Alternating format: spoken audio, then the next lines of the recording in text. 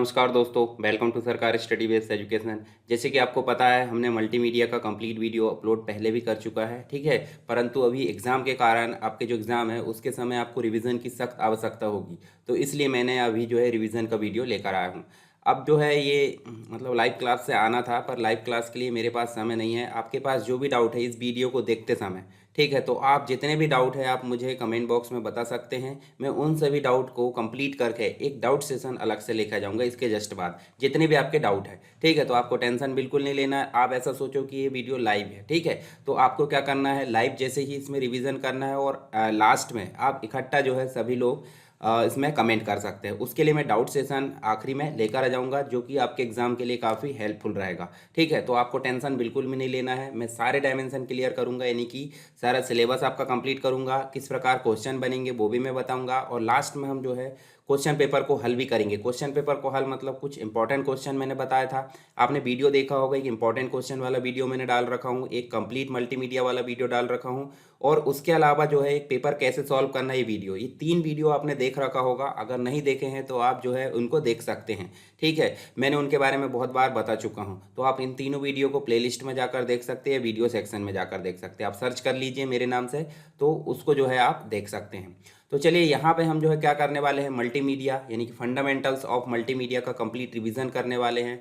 और पढ़ने और रिवीजन में आपको दोनों में बहुत अंतर देखने को मिलता है, क्योंकि पढ़ने में बहुत अधिक समय लगता है, रिवीजन में उससे कम समय लगता है। कम समय का मतलब आधा समय लगता है, ठीक है।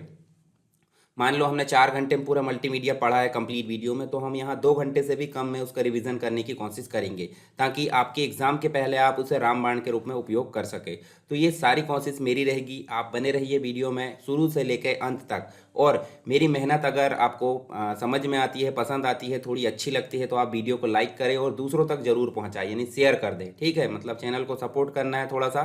तो उससे क्या होगा, जितना अधिक आप सपोर्ट करोगे उतना अधिक मैं आपके लिए थोड़ा सा मेहनत करते रहूँगा, ठीक है। तो चलिए यहाँ पे हम वीडियो को शुरू करते हैं। और वीडियो को शुरू करते हैं, सबसे पहले बेसिक चीज़ें हम जानेंगे। तो यहाँ मैं बताता हूँ आपको वीडियो को शुरू करने में, देखिए आपको फंडामेंटल ऑफ मल्टीमीडिया कहाँ देखने को मिलेगा। आपका जो कोर्स है पीजीडीसीए फर्स्ट सेमेस्टर, देखिए यहाँ कुछ लोगों का जो है जैसे ऑप्शनल है, यहाँ तो एक्सेस का आपका देखने को मिलेगा, ये MySQL भी होता है, पर यहाँ ऑप्शनल में फोर्थ पेपर में फंडामेंटल्स ऑफ मल्टीमीडिया और एक मिलेगा प्रोग्रामिंग विद BB.NET। कुछ लोगों ने प्रोग्रामिंग विद BB.NET ले रखा है, तो उनके लिए मैं बता दूं कि यहाँ प्रोग्रामिंग विद BB.NET का कंप्लीट वीडियो ऑलरेडी अपलोड है, उसके इंपॉर्टेंट क्वेश्चन भी ऑलरेडी अपलोड है, और उसके अलावा पेपर कैसे सॉल्व करना है ये भी अपलोड है। तो अभी हम यहाँ पे कंप्लीट रिवीजन करने वाले हैं फंडामेंटल्स ऑफ मल्टीमीडिया का। तो आप बने रहिए मेरे साथ। यहाँ देखिए आप इसका जो है स्कीम भी दिखा देता हूँ आपको। थ्योरी 50 नंबर की आती है, उसके बाद आपको इसको लेना पड़ता है कितने, 20 नंबर। प्रैक्टिकल आपका 30 नंबर का आता है, उसमें आपको 12 नंबर लेना पड़ता है। या प्रैक्टिकल अलग होता है, थ्योरी अलग होता है, और उसी के साथ में इंटरनल भी आपने देखा होगा, जिसमें 20 में से 8 लेना होता है। इस प्रकार टोटल मिलाकर देखें तो 100 मार्क्स का आपका एग्जाम होता है मल्टीमीडिया का। उसी के पहले अगर देखें तो एक्सेस में भी आपको देखिए 50, 30 और 20, इस प्रकार 100 में से आप देखिए 20 यहाँ लेना होता है, और 12 यहाँ लेना होता है, और 8 यहाँ लेना होता है, ठीक है। तो ये सारी चीज़ें आपको मिलाकर देखने को मिलती है, यानी कि आपको मिनिमम 40 नंबर लेना है 100 में से। ये चीज़ आपको ध्यान में रखना है। अब वो 40 भी कैसे लेना है कि मिनिमम 20 इसके होना चाहिए, मिनिमम 12 इसके होना चाहिए, और मिनिमम 8 इसके होना चाहिए, ठीक है। तो ये चीज़ें आपको देखने को मिलेगी। चलिए मैं एक बार जो है आपको वीडियो दिखा देता हूँ कंप्लीट, जो मैंने अपलोड कर रखा हूँ। तो यहाँ आपको जाना सिंपली यूट्यूब में, और यूट्यूब में जाने के बाद आपको क्या सर्च करना है, आपको देखिए सरकार स्टडी बेस्ड एजुकेशन, इसमें प्लेलिस्ट में जाना है। और प्लेलिस्ट में जाने के बाद आप यहाँ जब जाओगे तो ये देखिए आपको पीजीडीसीए और डीसीए फर्स्ट सेमेस्टर की एक प्लेलिस्ट मिलेगी। इस प्लेलिस्ट में आपको मल्टीमीडिया, फंडामेंटल्स ऑफ मल्टीमीडिया का कंप्लीट वीडियो, साथ ही उसमें इंपॉर्टेंट क्वेश्चन वाला वीडियो, इसके अलावा अगर आप BB.NET पढ़ रहे BB.NET का कंप्लीट वीडियो, और इंपॉर्टेंट क्वेश्चन BB.NET के, ये सारी चीज़ मिलेगी, ठीक है। तो यहाँ आप चीज़ें देख सकते हैं। दूसरी चीज़, आप एक और चैनल है इसी का पार्ट है, अरविंद टिप्स के नाम से। ये देखिए आप यहाँ देख सकते हैं, अरविंद टिप्स के नाम से ये चैनल है, ठीक है। मेरे द्वारा ही बनाया गया सपोर्ट के लिए, यानी कि बैकअप चैनल बोल सकते हैं। अगर उस चैनल में कोई दिक्कत है तो आप इस चैनल में वीडियो आकर देख सकते हैं, लाइव है या फिर अपलोडेड जो भी है, ठीक है। तो इसमें आपको वीडियो सेक्शन में जाकर देखना है। देखिए how to solve question paper, यानी पेपर कैसे सॉल्व करें, ये वीडियो जरूर देख लें अगर नहीं देखे हैं तो, ठीक है। और इस चैनल को भी आप सब्सक्राइब कर लें, ताकि आपको भविष्य के लिए जो है बैकअप के रूप में प्राप्त हो, यानी कि उसमें अगर कोई वीडियो नहीं आ रहा तो इसमें वीडियो आने को देखेगा, यानी कि इसमें मिल जाएगा। तो इस वीडियो को आप जो है, या फिर इस वीडियो को ध्यान से देखिए, इस चैनल को भी आप सब्सक्राइब करिए, लोगों तक बताइए, नहीं शेयर करिए और वीडियो को लाइक भी करिए। चलिए यहाँ पे मैं जो है अब शुरू करता हूँ अपनी कहानी। कहानी मतलब हम जो जिस चीज़ के लिए यहाँ पे आए हैं। तो सिलेबस यहाँ नहीं समझाऊंगा, कंप्लीट वीडियो में मैंने सिलेबस बताया हूँ आपको, टोटल 5 यूनिट में मिलेगा। जैसे पहली यूनिट में basic fundamentals of multimedia, basic element components है, बहुत सारी चीज़ें इसमें बेसिक देखने को मिलेगी। सेकेंड यूनिट में आपको देखने को मिलेगा, देखिए पहली यूनिट में बेसिक और टेक्स्ट, सेकेंड यूनिट में आपको साउंड देखने को मिलेगा। साउंड का मतलब जो आप कंपन में सुनते हैं, वाइब्रेशन जो हमारे कानों को सुनाई देती है, उसे बोलते हैं साउंड। तीसरी यूनिट में आपको ग्राफिक्स देखने को मिलेगी। चौथी यूनिट में आपको वीडियो और एनिमेशन, दो चीज़ें देखने को मिलेगी। पांचवी यूनिट में पूरा निचोड़, यानी कि पहले से लेकर चौथे तक जो हमने पढ़े उसका पूरा निचोड़, यानी कि uses of multimedia, future in multimedia, ठीक है। इसके अलावा और बहुत सारी चीज़ें, ऑथरिंग टूल है, और इनसे रिलेटेड सारी चीज़ें अगर यहाँ पढ़ लेते हैं तो टोटल हमारी 5 यूनिट कंप्लीट हो जाती है। ऑलरेडी हमने 5 यूनिट कवर कर रखे हैं, यहाँ हम सिर्फ रिविजन करेंगे। ये आपको पता है, बार बार ध्यान रखना है कि हम रिविजन करने आए हैं। क्यों? क्योंकि हमारे पास समय कम है। अगर हमको पढ़ना है तो हम पूरा वीडियो पढ़ सकते हैं, समय है तो, नहीं है तो आप इस रिवीजन वीडियो से अपना जो है एक प्रकार से टॉनिक के रूप में रहता है ना, 2 बूंद जिंदगी की, इस प्रकार से आप जो है, पोलियो का आपने सुना होगा उदाहरण, 2 बूंद जिंदगी की, ठीक है। देखिए डीसीए फर्स्ट सेमेस्टर में तो ये सब्जेक्ट रहता नहीं है, पर अगर आप डीसीए सेकंड में हो तो आईटी ट्रेंड में आपको सब्जेक्ट देखने को मिल जाता है 2 यूनिट, ठीक है। 2 यूनिट, ये देखिए फर्स्ट और सेकंड यूनिट में आपको मल्टीमीडिया का सिलेबस देखने को मिलता है, तो अगर उसमें भी है तो उसमें भी आप पढ़ सकते हैं।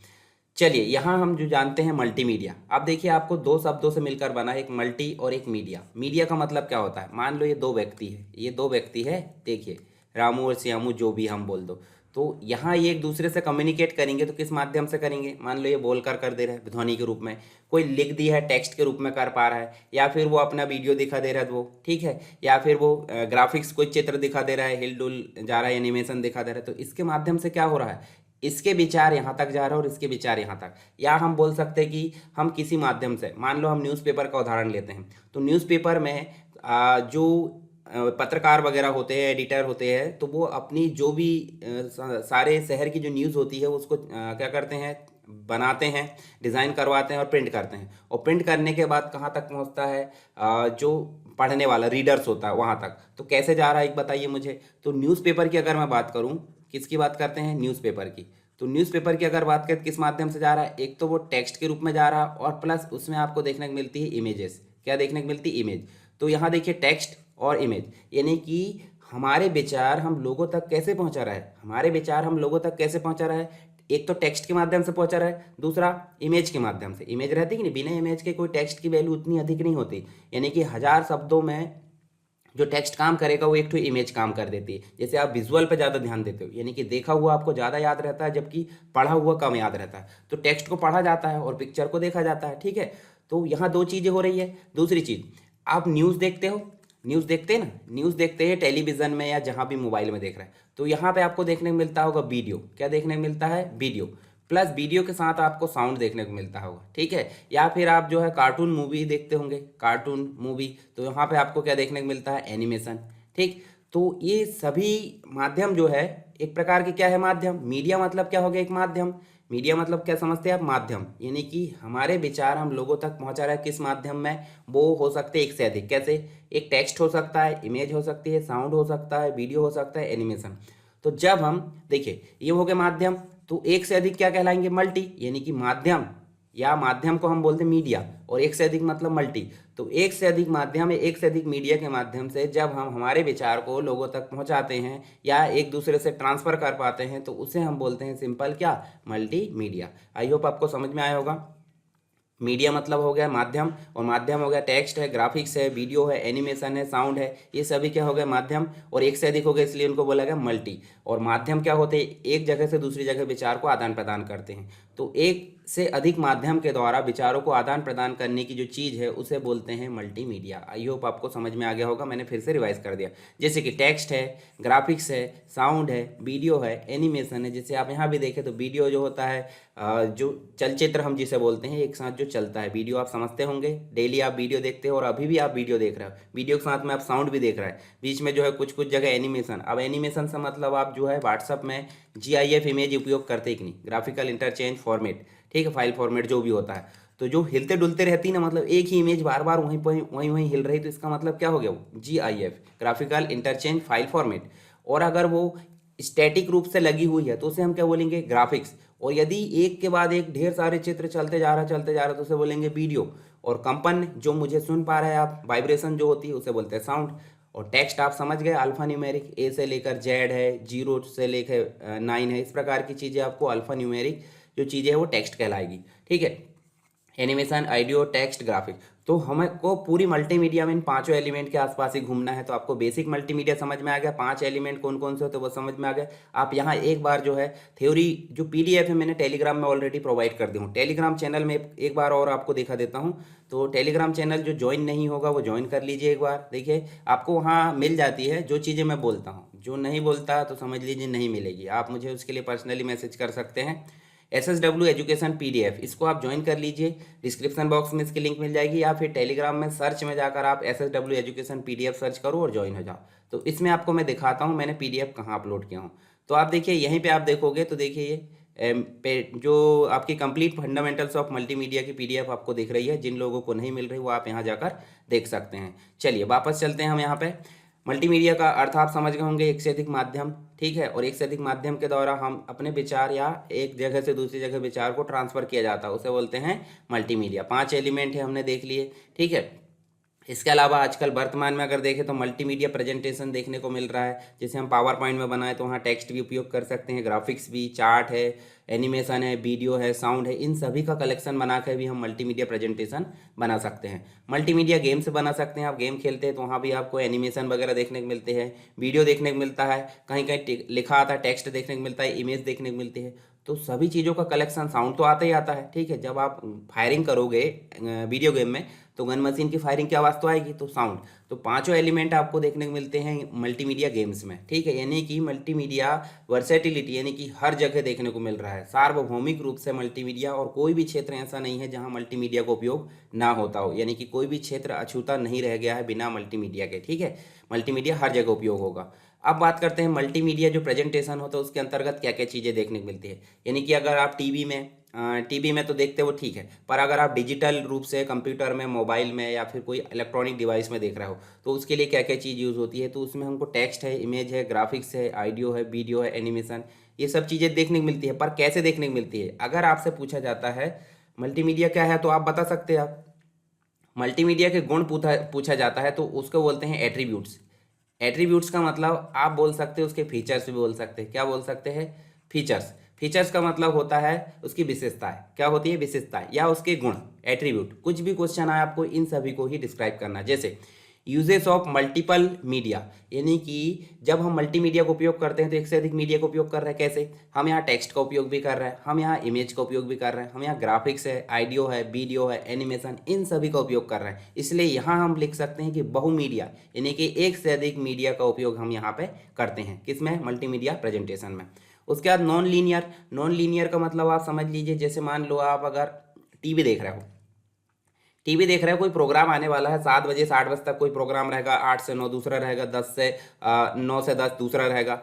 तो क्या आप 8 से 9 वाला जो प्रोग्राम देख रहे हो उसको बदल सकते हैं क्या? देखिए चैनल चेंज करना वो बात अलग हो जाती है, पर उस चैनल में जो प्रोग्राम चल रहा है उसको बदलना इम्पॉसिबल है। तो लीनियर यानी कि 8 से 9 जो आ रहा है वही आ रहा है, 9 से 10 जो आ रहा है वही आ रहा है। तो इस प्रकार से क्रम से चलेगा। परंतु इसके विपरीत अगर देखें तो अगर हम इलेक्ट्रॉनिक डिवाइस यानी कंप्यूटर में हम देख रहे हैं, या तो हम मोबाइल फ़ोन में देख रहे हैं, तो इन सभी में अगर हम देख रहे हैं तो ये डिजिटल रूप से हम शो कर रहे हैं ना मल्टीमीडिया प्रेजेंटेशन, तो हम इसको जो है बिना लाइन के, यानी कि अभी हम जो प्रोग्राम देख रहे हैं उसको स्किप करके हम दूसरा देख सकते हैं। एक ही वीडियो में हम जो स्किप करके अगला पार्ट देख सकते हैं। तो क्या है, नॉन लीनियर। जबकि टीवी में हम जो देख रहे थे वो लाइन बाय लाइन है, और जो हम मोबाइल में डिजिटल रूप से देख रहे हैं या कंप्यूटर में देख रहे हैं, लैपटॉप में, टैबलेट में, तो वो क्या है, नॉन लीनियर, यानी बिना क्रम के हम कहीं भी देख सकते हैं, स्किप कर सकते हैं, फॉरवर्ड कर सकते हैं, प्रीवियस में जा सकते हैं, सारी चीज़ें हो सकती है मल्टीमीडिया प्रेजेंटेशन में।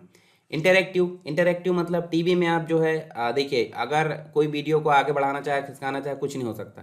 पर हम मोबाइल की बात करें, इलेक्ट्रॉनिक रूप से या फिर डिजिटल रूप से जो प्रेजेंट कर रहे हैं हम मोबाइल में, तो उसको हम आगे पीछे कुछ भी हम इंटरेक्शन कर सकते हैं, यानी कि उसको जो है प्ले कर सकते हैं, पॉज कर सकते हैं, मतलब उसको शुरू से प्ले कर सकते, बीच से प्ले कर सकते, कहीं से भी, यानी कि हमारा इंटरेक्शन होता है, हम उसको टच कर पाते हैं, ठीक है, हम उसको जो है अपने अनुसार मैनेज कर पाते हैं, उसे बोलते हैं इंटरेक्टिव।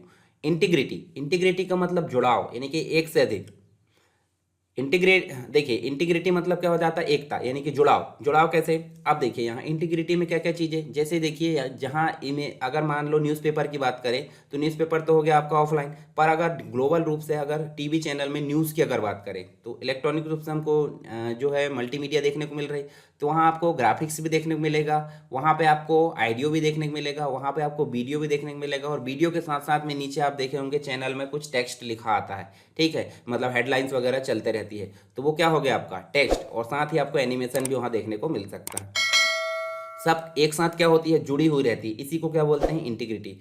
डिजिटल रूप से रिप्रेजेंट किया जाता है, यानी कि जब भी हम कोई मल्टीमीडिया के उपयोग की बात करें तो उसको डिजिटल रूप से ही देखते हैं, चाहे तो हम मोबाइल में देखें, चाहे तो हम कंप्यूटर में देखें, चाहे लैपटॉप में देखें, या फिर जो एलईडी आ गई है, आप देख सकते हैं जगह जगह आपको एलईडी देखने को मिलती है चौक चौराहों में, ठीक है, जहाँ पे एडवर्टाइजमेंट दिखता है बहुत सारे संस्थानों का। दूसरी चीज़ आप क्या देख सकते हो, मान लो आप टीवी में भी देख रहे हैं तो वो डिजिटल रूप से ही रिप्रेजेंट हो रहा है। तो यहाँ पे हमने मल्टीमीडिया में क्या देखे हैं, बहुत अधिक मीडिया का प्रयोग, यानी कि एक से अधिक मीडिया का प्रयोग, नॉन लीनियर होता है, इंटरैक्टिव होता है, इंटीग्रिटी होते हैं, और डिजिटल रिप्रेजेंटेशन।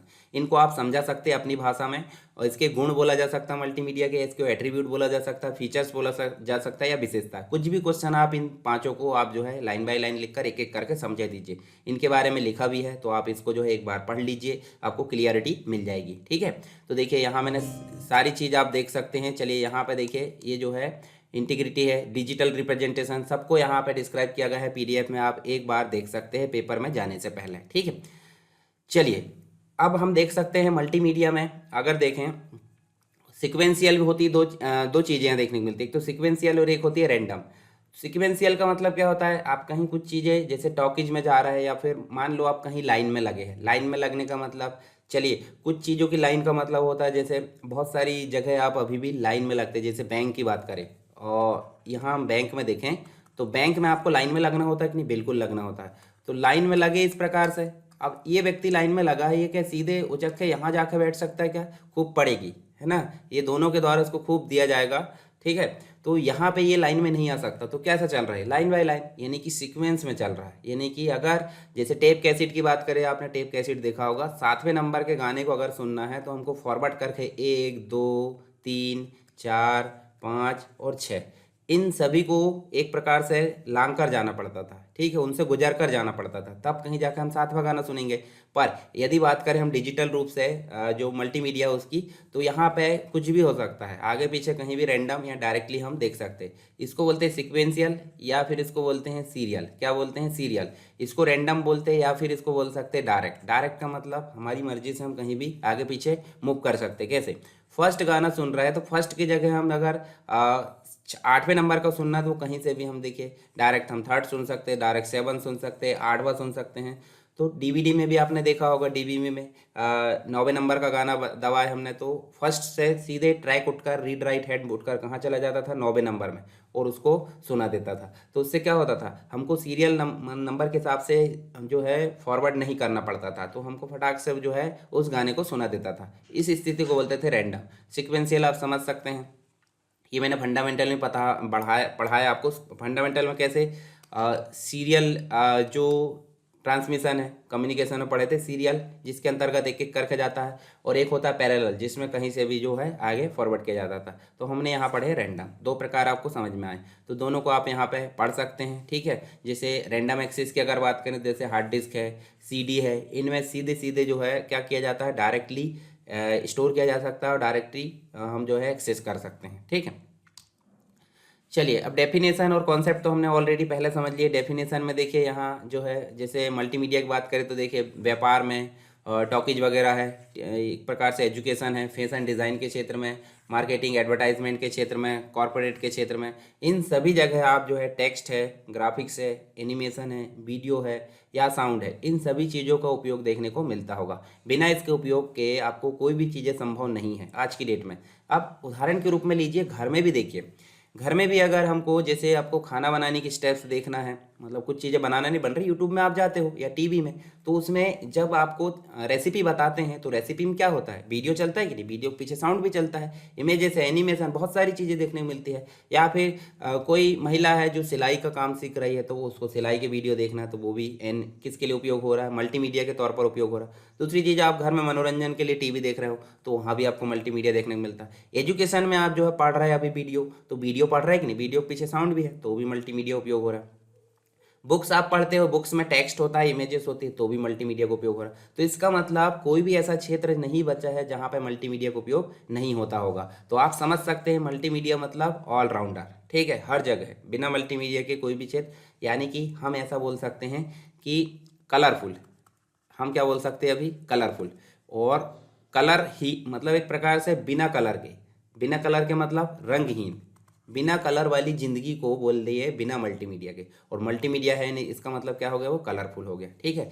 चलिए समझ में आया होगा आपको। मल्टीमीडिया में कुछ और चीज़ें दिखाता हूँ आपको, जैसे एनिमेशन तो हमने देखें, अभी और पढ़ेंगे उसके बारे में। कंप्यूटर में देखने को मिलता है मल्टीमीडिया, म्यूजिक में, उसके बाद वीडियो देखने को मिलता है, ऑडियो है, ईमेल है, स्ट्रीमिंग है। इसके अलावा देखिए, स्ट्रीमिंग मतलब लाइव स्ट्रीमिंग आप देखते हो, तो उसमें आपको मल्टीमीडिया देखने को मिलता है। गेम में, इंटरनेट में, इन सभी जगह आपको मल्टीमीडिया देखने को मिलता है। चलिए मैं एक एग्जांपल दिखाता हूँ, कोई वेबसाइट ओपन करता हूँ मैं, जैसे मैं गूगल ओपन करता हूँ, ये गूगल मैंने ओपन करा, और गूगल ओपन करने के बाद जब मैं यहाँ जाता हूँ, तो हम mcu.ac.in की वेबसाइट को ही ओपन करके देख लेते हैं। आप ध्यान से देखिए, यहाँ पे देखिए, यहाँ टेक्स्ट दिख रहा है, टेक्स्ट के बाद आपको ग्राफिक्स दिख रहा है। मान लो यदि कोई वीडियो डाला गया है माखन लाल की वेबसाइट के द्वारा, जैसे यहाँ पे इस वीडियो को अगर प्ले करूँगा तो भी, यानी कि एक वेबसाइट, यानी कि इंटरनेट में जो चीज़ें देखने को मिल रही है वहाँ भी मल्टीमीडिया है, टेक्स्ट है, ग्राफिक्स है, वीडियो है, इन सभी चीज़ों को आप देख सकते हैं, ठीक है। इसके अलावा मैं आपको दिखाता हूँ, जैसे टेक्स्ट तो आप समझ सकते टाइप किया हुआ, इमेज भी समझ सकते, वीडियो भी। अब मैं एनिमेशन दिखाता हूँ, जैसे एनिमेशन देखते हैं, तो एनिमेशन में आप चलोगे तो यहाँ आप देखिए, जैसे मान लो मैं, चलिए किसी को भी ऐसा GIF इमेज, चलिए GIF इमेज दिखाता हूँ, GIF इमेज। यहाँ देखिए, कुछ भी चीज़ हम प्ले कर लेते हैं इसको, ये देखिए, आप यहाँ ध्यान से देखिए, जो पृथ्वी है, ठीक है, पृथ्वी जो है घूम रही है, घूम रही मतलब एक इमेज है जो आपस में वहीं वहीं घूम रही है, बदल रही कि नहीं, तो इसे बोलते हैं एनिमेशन। जैसे यहाँ देखिए, ये देखिए, ये देखिए, वही वही स्थिति वापस आ रही है। यदि हम इसको देखें तो ये जो है, चलिए ये तो घूम नहीं रहा है,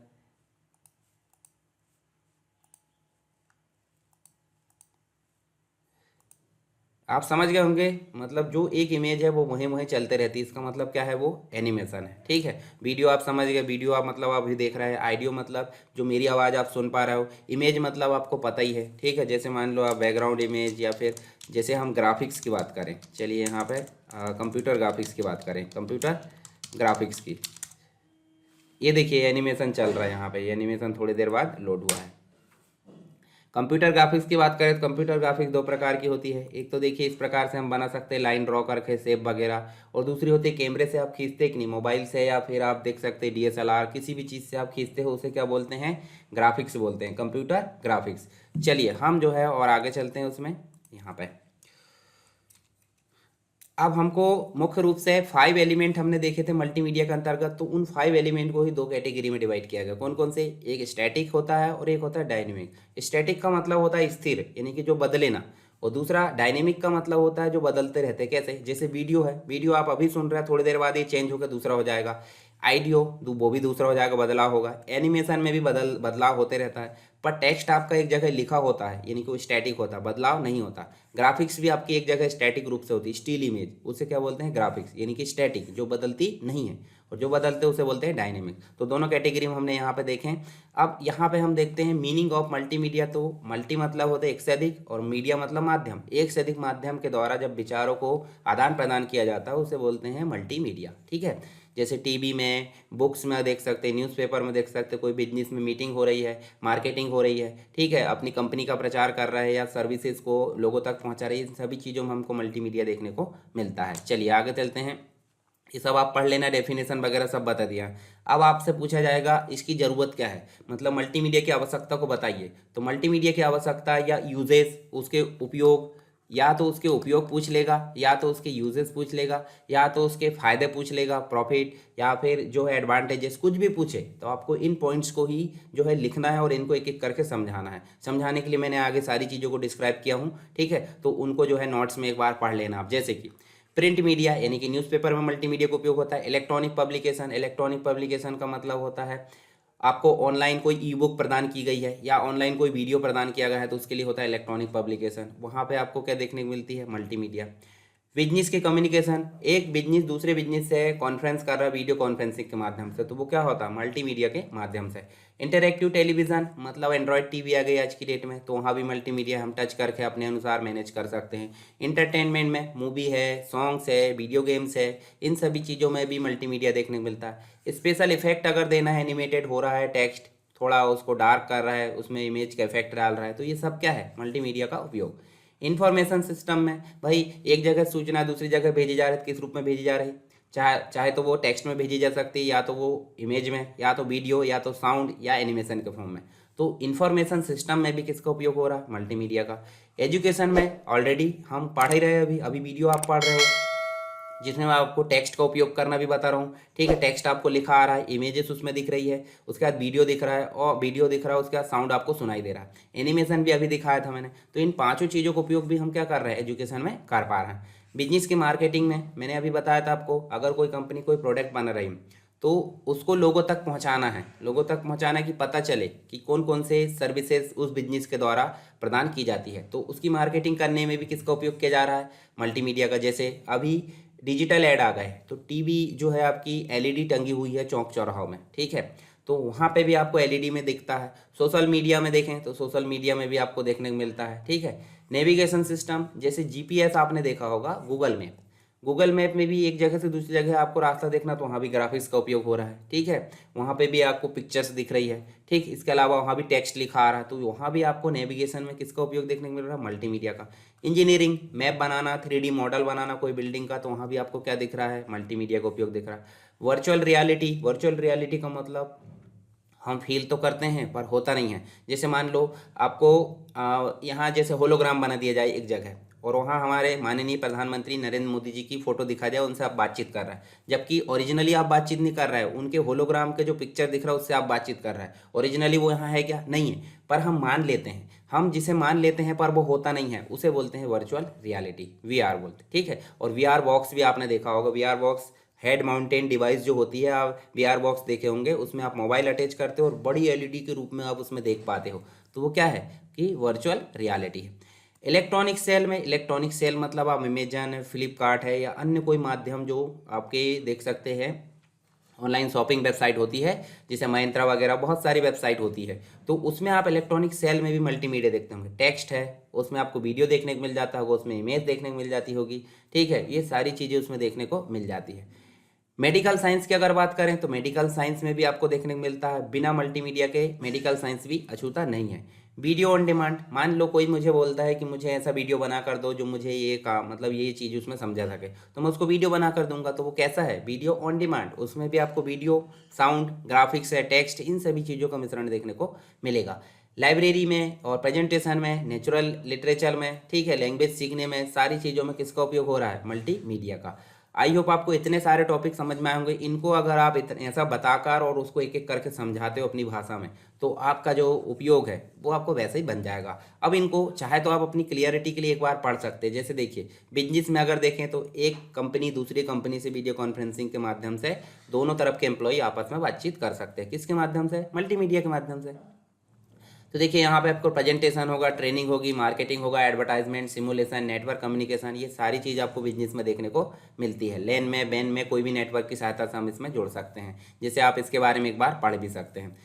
स्कूल में अगर बात करें तो स्कूल में आपको देखने को मिलता है प्रोजेक्शन, प्रोजेक्टर से क्लास यहाँ ली जाती है, या फिर स्मार्ट बोर्ड आ गया आज की डेट में। स्मार्ट बोर्ड की सहायता से हम बच्चों को क्या कर रहे हैं, टीच कर पा रहे हैं। उसमें आपको ग्राफिक्स भी उपयोग करना पड़ेगा, उसमें आपको टेक्स्ट भी उपयोग करना पड़ेगा, उसमें एनिमेशन है, वीडियो है, साउंड है, इन सभी चीज़ों को आप प्रोवाइड कर पा रहे हैं किसके माध्यम से, या तो प्रोजेक्टर के माध्यम से या तो स्मार्ट बोर्ड के माध्यम से।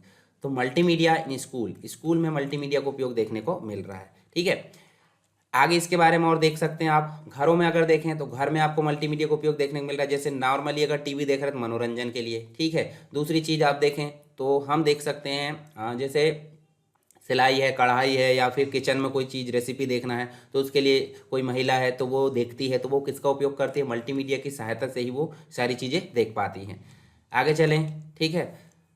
Multimedia in public place. Public place का मतलब होता है जैसे कियोस्क सेंटर में आप जाओगे, बैंक में जाओगे, रेलवे स्टेशन में जाओगे, तो वहाँ पे आपको इस प्रकार की डिवाइसेस देखने को मिलती है। एटीएम है, या फिर आप देख सकते हैं रेलवे की इंक्वायरी है, टिकट है, ट्रेन कहाँ से कहाँ तक होगी, कौन सी ट्रेन की स्थिति क्या पता करना, सारी चीज़ इस प्रकार की डिवाइसेस के माध्यम से हम देख सकते हैं। तो पब्लिक प्लेस में भी मल्टीमीडिया का उपयोग देखने को मिल रहा है। चलिए आगे चलते हैं।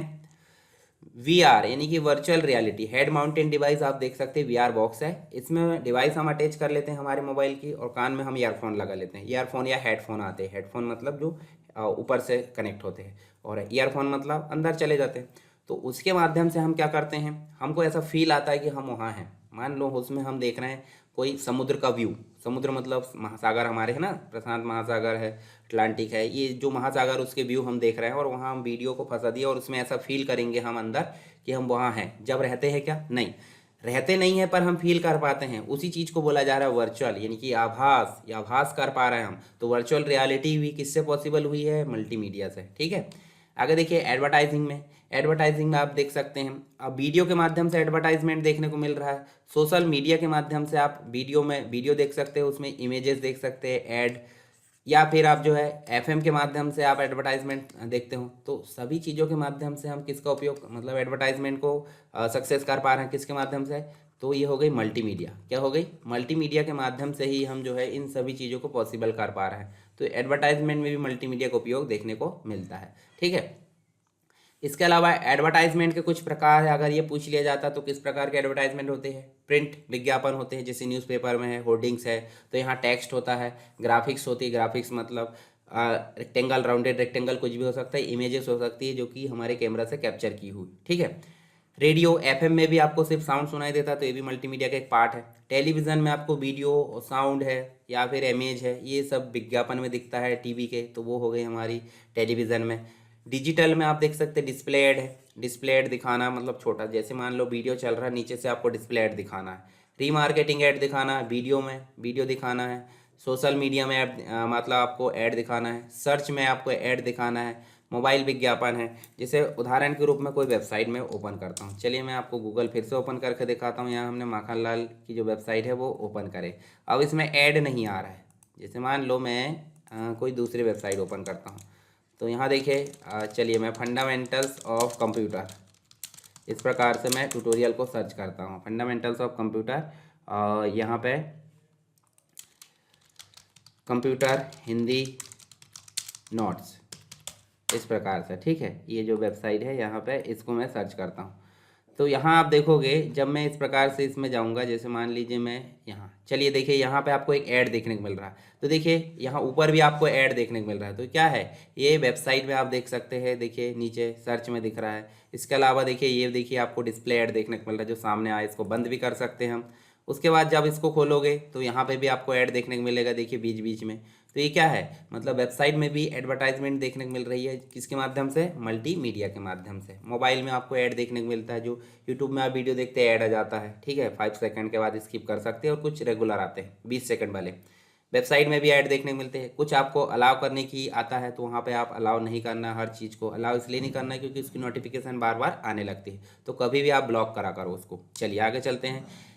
गेमिंग में आप मल्टीमीडिया का उपयोग देखते होते, देखिए यहाँ वीडियो गेम में आप देख सकते हैं वीडियो तो चल रहा है, साउंड भी चल रहा हो, इमेजेस भी दिखती हैं, टेक्स्ट भी आपको नज़र आता है कभी कभी, ठीक है। तो ये सारी चीज़ें हो गई आपकी मल्टीमीडिया।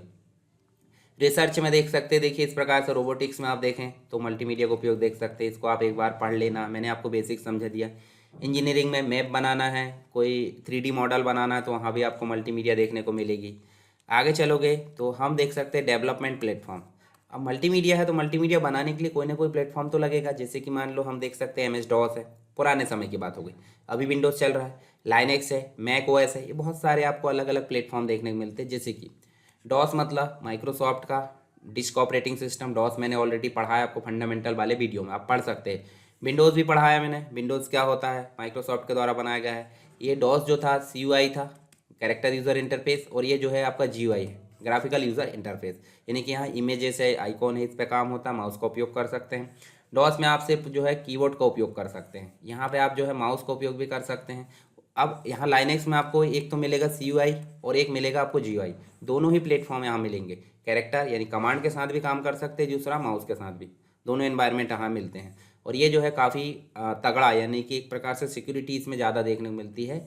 लाइनेक्स टॉरवेल्स के द्वारा इसको बनाया गया था, ओपन सोर्स है ये, विंडोज़ आपका ओपन सोर्स नहीं है, यानी कि हम कोड में एडिटिंग नहीं कर सकते, सिर्फ माइक्रोसॉफ्ट कर सकता है। तो इनके बारे में आप एक बार पढ़ लेना, जैसे डॉस के बारे में पढ़ लीजिए एक बार, डॉस इस प्रकार का दिखता है, ठीक है। विंडोज़ के बारे में आप पढ़ सकते हैं, सबसे पहली बार 1985 में 1.0 आया था, पर अभी आप देखोगे तो विंडोज़ 11 क्या देखने को मिलेगा, विंडोज़ 11 सबसे लेटेस्ट है, पर ज़्यादातर हम जो है 10 चलाते हैं या 7 चलाते हैं, क्योंकि सक्सेस यही है। 7 का सपोर्ट बंद कर दिया गया है माइक्रोसॉफ्ट के द्वारा, 10 सही है अभी चल रहा है, 11 लेटेस्ट है, इसके बाद शायद 12 आ सकता है, तो जब आएगा तब की तब से, अभी तो हमारे पास 11 दिख रहा है। 95 के नाम से 95 में यहाँ विंडोज़ आया, फिर आगे चले तो धीरे धीरे करके बहुत सारे विंडोज़, जैसे कि अभी विंडोज़ 11 आपको इस प्रकार का एनवायरनमेंट दिखेगा, ठीक है। चलिए, लाइनेक्स को लाइनेक्स टॉरवेल्स ने बनाया था, ये जो है ग्राफिकल इंटरफेस के साथ में उपलब्ध है, और CUI के साथ में भी इसमें हम काम कर सकते थे, इसके बारे में आप एक बार पढ़ लेना है। ये देखिए इसका चेहरा दिख रहा है लाइनेक्स का। अब बात करते हैं कंपोनेंट्स ऑफ मल्टीमीडिया, तो मैंने अभी पहले भी बता दिया आपको, डायनेमिक होते हैं वीडियो, एनिमेशन, ऑडियो, स्टैटिक में होते हैं टेक्स्ट, ग्राफिक्स, तो इनके बारे में ज़्यादा बताने की ज़रूरत नहीं, हम बार बार पढ़ रहे हैं। तो जब टेक्स्ट की बात करूँ तो अल्फ़ा न्यूमेरिक जितनी भी चीज़ें होती है वो टेक्स्ट कहलाती है। जैसे हम वर्ड ओपन करते हैं, वर्ड ओपन करने के बाद हम यहाँ पे अगर कोई टेक्स्ट लिखे आते हैं, तो टेक्स्ट आपको कैसे देखने को मिलता है, जैसे देखिए इसको हम टेक्स्ट बोलेंगे, यहाँ हम कैरेक्टर भी, नंबर भी टाइप कर सकते हैं, यहाँ हम स्पेशल सिंबल भी लिख सकते हैं, जैसे देखिए स्पेशल सिंबल, तो ये सबका कलेक्शन क्या कहलाएगा, ये सबका कलेक्शन टेक्स्ट कहलाएगा, ठीक है।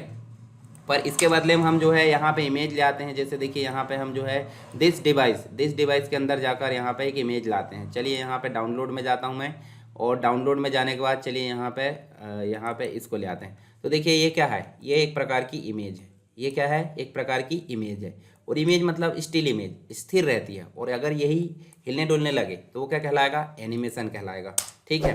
तो यहाँ पे मैं एक एनिमेशन भी लाकर दिखाता हूँ आपको, जैसे देखिए यहाँ पे, चलिए इसी में चलते हैं हम आगे, एनिमेशन, ठीक है। एनिमेशन की अगर बात करें तो यहाँ वापस चलते हैं हम, और यहाँ देखिए ये जो है इसको मैं सेव करता हूँ, और सेव करने के बाद इसको मैं कहाँ पे ले जाता हूँ, चलिए डेस्कटॉप पे, और यहाँ लाकर हम जो इसको जो है इंसर्ट करते हैं, कहाँ पे, इमेज के अंदर जगह जाकर डेस्कटॉप में गए, और यहाँ जाकर आप इसको इंसर्ट करोगे तो इसको प्ले कर देते हैं। देखिए ये चलने लगा, एनिमेशन है, मतलब वही चीज़ें बार बार चल रही। वीडियो तो आप समझ सकते हैं और साउंड भी आप समझते होंगे, साउंड मेरा सुनाई दे रहा है और वीडियो भी दिखाई दे रहा है आपको। चलिए पांचों चीज़ें आपको क्लियर हुई। अब देखिए फ़ॉन्ट में क्या क्या काम कर सकते हैं हम, चलिए मैं यहाँ दिखाता हूँ आपको फ़ॉन्ट में क्या काम कर सकते हैं। फ़ॉन्ट इस प्रकार आप सेलेक्ट करोगे तो इसको आप जो है बड़ा कर सकते हो, बोल्ड कर सकते हो, इसके फ़ॉन्ट के फेस चेंज कर सकते हैं, देखिए आप यहाँ से, ये देखिए अलग अलग प्रकार के। उसके बाद उसमें टाइपोग्राफी दे सकते हैं, देखिए इस प्रकार से, जैसे इसको हम देखिए स्टाइलिश बना दिए। उसमें कलर करना है, कलर कर सकते हैं। ये सारे काम, इसकी लाइन गैप बढ़ाना है, ये सब काम आप MS वर्ड में कर चुके हो, तो इन्हीं को आपको वहाँ लिखना है, टेक्स्ट में काम करना। तो आपको अलग से कोई चीज़ यहाँ देखना नहीं है, ज़्यादा लोड नहीं लेना है, ठीक है। टेक्स्ट एडिटिंग सॉफ्टवेयर, टेक्स्ट के लिए हार्डवेयर की आवश्यकता क्या होती है, टाइप करना है, कीबोर्ड की आवश्यकता जरूर पड़ेगी। अगर आपको स्टिल जो टेक्स्ट है, बुक के टेक्स्ट को आपके डिजिटल रूप में परिवर्तित करना है, यानी कि आपका जो बुक में है और बुक के टेक्स्ट को आपको डिजिटल रूप में लाना है वर्ड में या कहीं पे भी, तो उसके लिए ज़रूरत पड़ेगी OCR की, ठीक है। मॉनिटर जहां आप देखते हैं, आउटपुट डिवाइस ज़रूरत पड़ेगी, प्रिंटर की ज़रूरत पड़ेगी, ठीक है। तो ये सब क्या है, हार्डवेयर है। तो जो बेसिक चीज़ है ना, आपको समझाने की ज़रूरत थोड़ी है, ये चीज़ आपको पता है टेक्स्ट के लिए क्या क्या ज़रूरत पड़ेगी। दूसरी, टेक्स्ट के लिए सॉफ्टवेयर की आवश्यकता पड़ेगी, तो सॉफ्टवेयर आप देख सकते हैं, हम नोटपैड का उपयोग कर सकते हैं, हम वर्डपैड का उपयोग कर सकते हैं। उसके बाद हमने अभी देखे थे MS वर्ड का। उसके बाद आप देख सकते हैं पेज मेकर में भी आप टेक्स्ट का काम कर सकते हैं। जितने भी सॉफ्टवेयर है जहां आप टेक्स्ट का काम कर सकते हैं वो होगी आपकी सॉफ्टवेयर। उसके बाद टेक्स्ट की एडिटिंग क्या होगी, टेक्स्ट की एडिटिंग का मतलब टाइप करेंगे, उसमें एडिटिंग करेंगे, फाइंड, रिप्लेस, इस प्रकार की चीज़ें, उसको मिटाएंगे, कट कॉपी पेस्ट करेंगे, सब क्या है, टेक्स्ट एडिटिंग है। ये चीज़ तो आपको वैसे भी पता है एडिट कैसे करते हैं। टेक्स्ट में स्टाइलिंग करना, जैसे बोल्ड, इटैलिक, अंडरलाइन वगैरह करना, उसमें फॉर्मेटिंग करना, उसकी स्टाइल चेंज करना, उसमें टाइपोग्राफी देना, ये सब क्या है, टेक्स्ट की स्टाइल है, ठीक है। जैसे न्यूज़पेपर में, ऐड में आपने देखा होगा। टेक्स्ट को सर्च कैसे करते हैं, फाइंड के माध्यम से करते हैं, उसको रिप्लेस करना रिप्लेस के माध्यम से, ठीक है। तो ये होती है हमारी टेक्स्ट सर्चिंग। इसके अलावा टेक्स्ट को इंपोर्ट करना, किसी अन्य एप्लीकेशन के टेक्स्ट को हमारे एप्लीकेशन में लाना, हमारे एप्लीकेशन के टेक्स्ट को किसी अन्य एप्लीकेशन में भेजना, उसे बोलते हैं इंपोर्ट। और एक्सपोर्ट करना मतलब भेजना, लाने को बोलते हैं इंपोर्ट और भेजने को बोलते हैं एक्सपोर्ट। ठीक है, दोनों चीज़ हो सकती है टेक्स्ट में। अब बात करते हैं ग्राफिक्स की। तो कंप्यूटर की मदद से पिक्चर बनाते हैं हम, दूसरे हम जो है कैप्चर करते हैं। तो दोनों के माध्यम से जो होती है वो होती है ग्राफिक्स। ग्राफिक्स दो प्रकार की हो सकती है। तो देखिए, ग्राफिक्स बनाना होता है, ग्राफिक्स प्रस्तुत करना, उसमें सुधार करना, उसको प्रदर्शित करना, ये सारे काम होते हैं ग्राफिक्स के अंदर। ठीक है, अब ग्राफिक्स जरूरी क्यों है? आप एक पेज का टेक्स्ट लिखो और एक पेज में ग्राफिक्स बनाओ, तो बताइए मुझे दोनों में ज़्यादा कम समय किस में लगेगा समझने में? सिंपल सी बात है, ग्राफिक्स में लगेगा। आपको पता होगा, ग्राफिक्स हम देख लेते तो हमको टेक्स्ट पढ़ने की ज़रूरत नहीं पड़ती। क्यों? क्योंकि ग्राफिक्स हमको समझाती है। हज़ार टेक्स्ट को समझाने के बदले, मतलब हम क्या कर सकते हैं, 1000 वर्ड को समझाने के बदले एक पिक्चर दिखा देते हैं, तो उससे क्या हो जाता है, उसको समझ में आ जाता है जल्दी। तो ग्राफिक्स का इंपॉर्टेंस क्या है वो आपको पता चल ही गया होगा। जैसे यहाँ देखिए, छोटे जो बच्चे रहते हैं उनके लिए इस प्रकार का जो है हम पढ़ा वाली जो किताब है वो लाते हैं। तो अगर हमको उसको पढ़ाना है, एप्पल पढ़ाना है, तो उसके साथ में एप्पल बनाना पड़ेगा, एप्पल का चित्र लगाना पड़ेगा। तो उससे क्या होगा, उसको आसानी से समझ में जाएगा, बारीक छोटे छोटे जो बच्चे होते हैं उनके लिए। ठीक है, जैसे बी फॉर बनाना पढ़ाना, तो हमको बनाना का चित्र लगाना पड़ेगा। जैसे बनाना बी देखेगा तो वो बनाना याद आ जाएगा। सी फॉर कैट, देखिए कैट लगाना पड़ेगा, आप देख सकते हैं। यहाँ देखिए, और बाकी चीज़, अनार का चित्र है, देखिए आम का चित्र है, इसके बाद इमली का है। ठीक है, तो इस प्रकार से हम जो है क्या कर सकते हैं, ग्राफिक्स के माध्यम से समझाने में यहाँ आसानी होती है। और ग्राफिक्स का क्या इंपॉर्टेंस है वो आपको समझ में आ गया। ग्राफिक दो प्रकार की होती है, एक लाइन होती है और एक इमेज होती है। लाइन ड्राइंग का मतलब, जैसे आप पेंट ब्रश में या फिर कोई इमेज डिजाइन वाले सॉफ्टवेयर का प्रयोग करके इस प्रकार की डिजाइन बना रहा है, शेप बना रहे हो, लाइंस बना रहे हो, तो ये 2D और 3D दोनों हो सकती है। जैसे उदाहरण के तौर पे MS वर्ड में हम चलते हैं, और MS वर्ड में चलने के बाद हम यहाँ क्या करते हैं, इंसर्ट में जाते हैं और यहाँ जाते हैं हम, ये देखिए ये शेप बना है, ये देखिए लाइन बनी। अब इसको हम वाइट भी कर सकते हैं, इसको 3D करना है वो भी कर सकते हैं। जैसे शेप इफेक्ट में जाओ और यहाँ देखिए 3D रोटेशन, इस प्रकार से कर सकते हैं, देखिए। ठीक है, इसके शेप के इफेक्ट भी हम दे सकते हैं, प्री सेट दे सकते हैं। ठीक है, ये देखिए। चलिए यहाँ हम और चीज़ें दे देते हैं, जैसे यहाँ देखिए बहुत सारे इफेक्ट हैं, यहाँ पे शैडो वगैरह देना है, ग्लो देना है। देखिए ये सब क्या है, 2D और 3D लाइन्स है, स्केच है, इन सभी चीज़ों को किस में शामिल किया जाता है, लाइन ड्राइंग में। ठीक है, इसके अलावा दूसरे जो होते हैं, इमेज होती है। तो इमेज आप देख सकते हैं, इमेज जो होती है पिक्सल से मिलकर बनी होती है। मान लो एक इमेज है, चलिए यहाँ पे इमेज भी दिखाता हूँ। जैसे ये इमेज है, तो ये इमेज है, ये इमेज को हम बहुत बड़ा भी कर देंगे तो हमको जो है देखिए यहाँ पे क्या दिखेगा, यहाँ जूम की कैपेसिटी बहुत अधिक होती है, पर यहाँ जूम हम ज़्यादा नहीं करेंगे। जैसे इमेज की बात करें, तो इमेज को हम जो है यहाँ पे क्या करेंगे, 500% तो बड़ा हो गया है। तो यहाँ आप देखोगे तो ये जो पिक्चर बनी हुई है वो छोटे छोटे डॉट से मिलकर बनी है। जो पर्टिकुलर छोटा डॉट है उसे बोलेंगे पिक्सल। तो इसका मतलब जो इमेज है उसका सबसे छोटा एलिमेंट कौन सा होगा, पिक्सल होगा। ये चीज़ आपको समझ में आई? हमने फंडामेंटल में पिक्चर के बारे में कंप्लीट पढ़ा था मॉनिटर में। ठीक है, जैसे फिंगरप्रिंट है, डाटाबेस में सेव करना, बहुत सारी चीज़ हो सकती है, तो उसके लिए जो होती है इमेजेज उपयोग होती है। ठीक है, कॉग्निटिव ग्राफिक्स बोला जाता है। जैसे इमेज की बात करें तो ये इमेज जो है एक छोटे छोटे डॉट से मिलकर बनी है, और एक पर्टिकुलर एरिया में जितने अधिक डॉट होंगे उसकी रेजोल्यूशन क्वालिटी उतनी ही अधिक होगी। चलिए आगे चलते हैं। पिक्चर के लिए हार्डवेयर क्या होंगे, माउस होगा जिसकी सहायता डिजाइन करेंगे, जॉयस्टिक है, एक स्टाइलस यानी कि जैसे आप स्टाइलस ये पेन देख सकते हैं, कंप्यूटर स्क्रीन में ड्रॉ करने के लिए, फ्लैट बेड स्कैनर जिससे स्कैन किया जा सके, स्कैनर नॉर्मली, कंप्यूटर की स्क्रीन होना जरूरी है, लेज़र प्रिंटर, प्लॉटर जिससे कि प्रिंट आउटपुट मिल सके। तो ये बेसिक एलिमेंट है हार्डवेयर, किसके लिए, पिक्चर के लिए। अगर पूछा जाता है पिक्चर क्या है, ग्राफिक्स कितने प्रकार की पिक्चर होती है, इसके लिए कौन कौन से हार्डवेयर की ज़रूरत पड़ती है, तो आप इस प्रकार से समझा सकते हैं। चलिए आगे चले, अब बात करते हैं आइडियो की। आइडियो का मतलब क्या होता है, आइडियो मतलब होता है एक प्रकार से कंपन। कंपन मतलब होता है, आप समझ सकते हैं, वाइब्रेशन जो हमारे कानों को सुनाई देता है उसे बोलते हैं आइडियो। जैसे इसको डेवलप कर सकते हैं, रिकॉर्डिंग कर सकते हैं, प्लेबैक कर सकते हैं, सब काम होते हैं आइडियो में। जैसे आप देख सकते हैं एक साउंड कार्ड की ज़रूरत पड़ती है जो आइडियो को प्रोड्यूस कर सके, माइक्रोफोन की ज़रूरत पड़ती है जिसके माध्यम से हम बोल सकते हैं, दूसरी चीज़ ज़रूरत पड़ती है एनालॉग से डिजिटल कन्वर्टर की, उसके बाद ज़रूरत पड़ती है स्पीकर, हेडफोन्स की जिससे हम सुन सकें, sound editor, sound clipping software की ज़रूरत पड़ती है, जैसे आप देख सकते हैं साउंड फोर्ज वगैरह है, या फिर वीडियो में भी हम साउंड की एडिटिंग कर सकते हैं, काट मतलब उसको क्लिप करके। अब वीडियो की अगर बात करें, वीडियो क्या होता है, देखिए इमेज मतलब होता है चित्र, और चित्र एक साथ ढेर सारी चला दिया जाए, चित्र को चला दिया जाए तो वो क्या बन जाएगा, वो बन जाएगा चलचित्र। क्या बन जाएगा, चलचित्र। चलचित्र का मतलब होता है वीडियो, मतलब एक से अधिक इमेजेस जब एक साथ जो है फ्रेम वाइज चलते रहे, लाइन बाय लाइन जो है चलते रहे, मोशन मतलब कंटिन्यू चलता रहे, उसे क्या बोलेंगे, उसे बोलेंगे वीडियो। ठीक है, तो सिंपल सी बात, इमेज की सीक्वेंस में रिकॉर्डिंग और डिस्प्ले एक साथ काम करता है और सीक्वेंस में होती है तो ये फ्रेम कहलाती है। और जर्क फ्री मोशन जो चलता है, जर्क का मतलब क्या होता है, मान लो आप पक्की रोड से कच्ची रोड में आ रहा है तो आपको हचाक से दचका लगेगा, मतलब एक प्रकार से शरीर में जो है क्या आएगा, कंपन अचानक से, तो उस कंपन को हम क्या बोलेंगे, जर्क। परंतु यहाँ भी अगर बोलें तो एक इमेज आ रही है, फिर थोड़ी देर रुक रही है, फिर दूसरी इमेज, तो ऐसे में वो वीडियो नहीं कहलाएगा, वो लाइन बाय लाइन कंटिन्यू चलता रहेंगे, मोशन जर्क फ्री, यानी कि जर्क नहीं होना चाहिए, तो उसे ही हम क्या बोलेंगे, वीडियो। जैसे 25 से 30 फ्रेम डिस्प्ले होना चाहिए प्रति सेकंड, तो उसे हम बोलेंगे वीडियो। तो वीडियो आप समझते ही होंगे, वीडियो के बारे में मैंने बता दिया, मूवमेंट या गतिशील जो पिक्चर होती है उसे बोलेंगे वीडियो। आप इमेज से वीडियो बनाते होंगे कोई सॉफ्टवेयर का प्रयोग करके, एप्लीकेशन का, इसके लिए कंप्यूटर हार्डवेयर, सबसे पहली बात जिससे वीडियो रिकॉर्डिंग किया जाना है, वीडियो कैमरा होना चाहिए, आपके मोबाइल में होगा। वीडियो मॉनिटर होना चाहिए जहाँ डिस्प्ले किया जाना है, एनालॉग से डिजिटल और डिजिटल से एनालॉग कन्वर्टर भी होना चाहिए। उसके बाद वीडियो एडिटर जो है वो भी होना चाहिए, जहाँ कट पेस्ट और क्लिपिंग वगैरह जो हम मैनेज कर पाएँ, तो ये सारी चीज़ होना चाहिए। साथ ही साथ कीबोर्ड वगैरह जो है, मतलब जिससे हम कुछ टेक्स्ट उसमें टाइप कर सकें, ये चीज़ें होना चाहिए।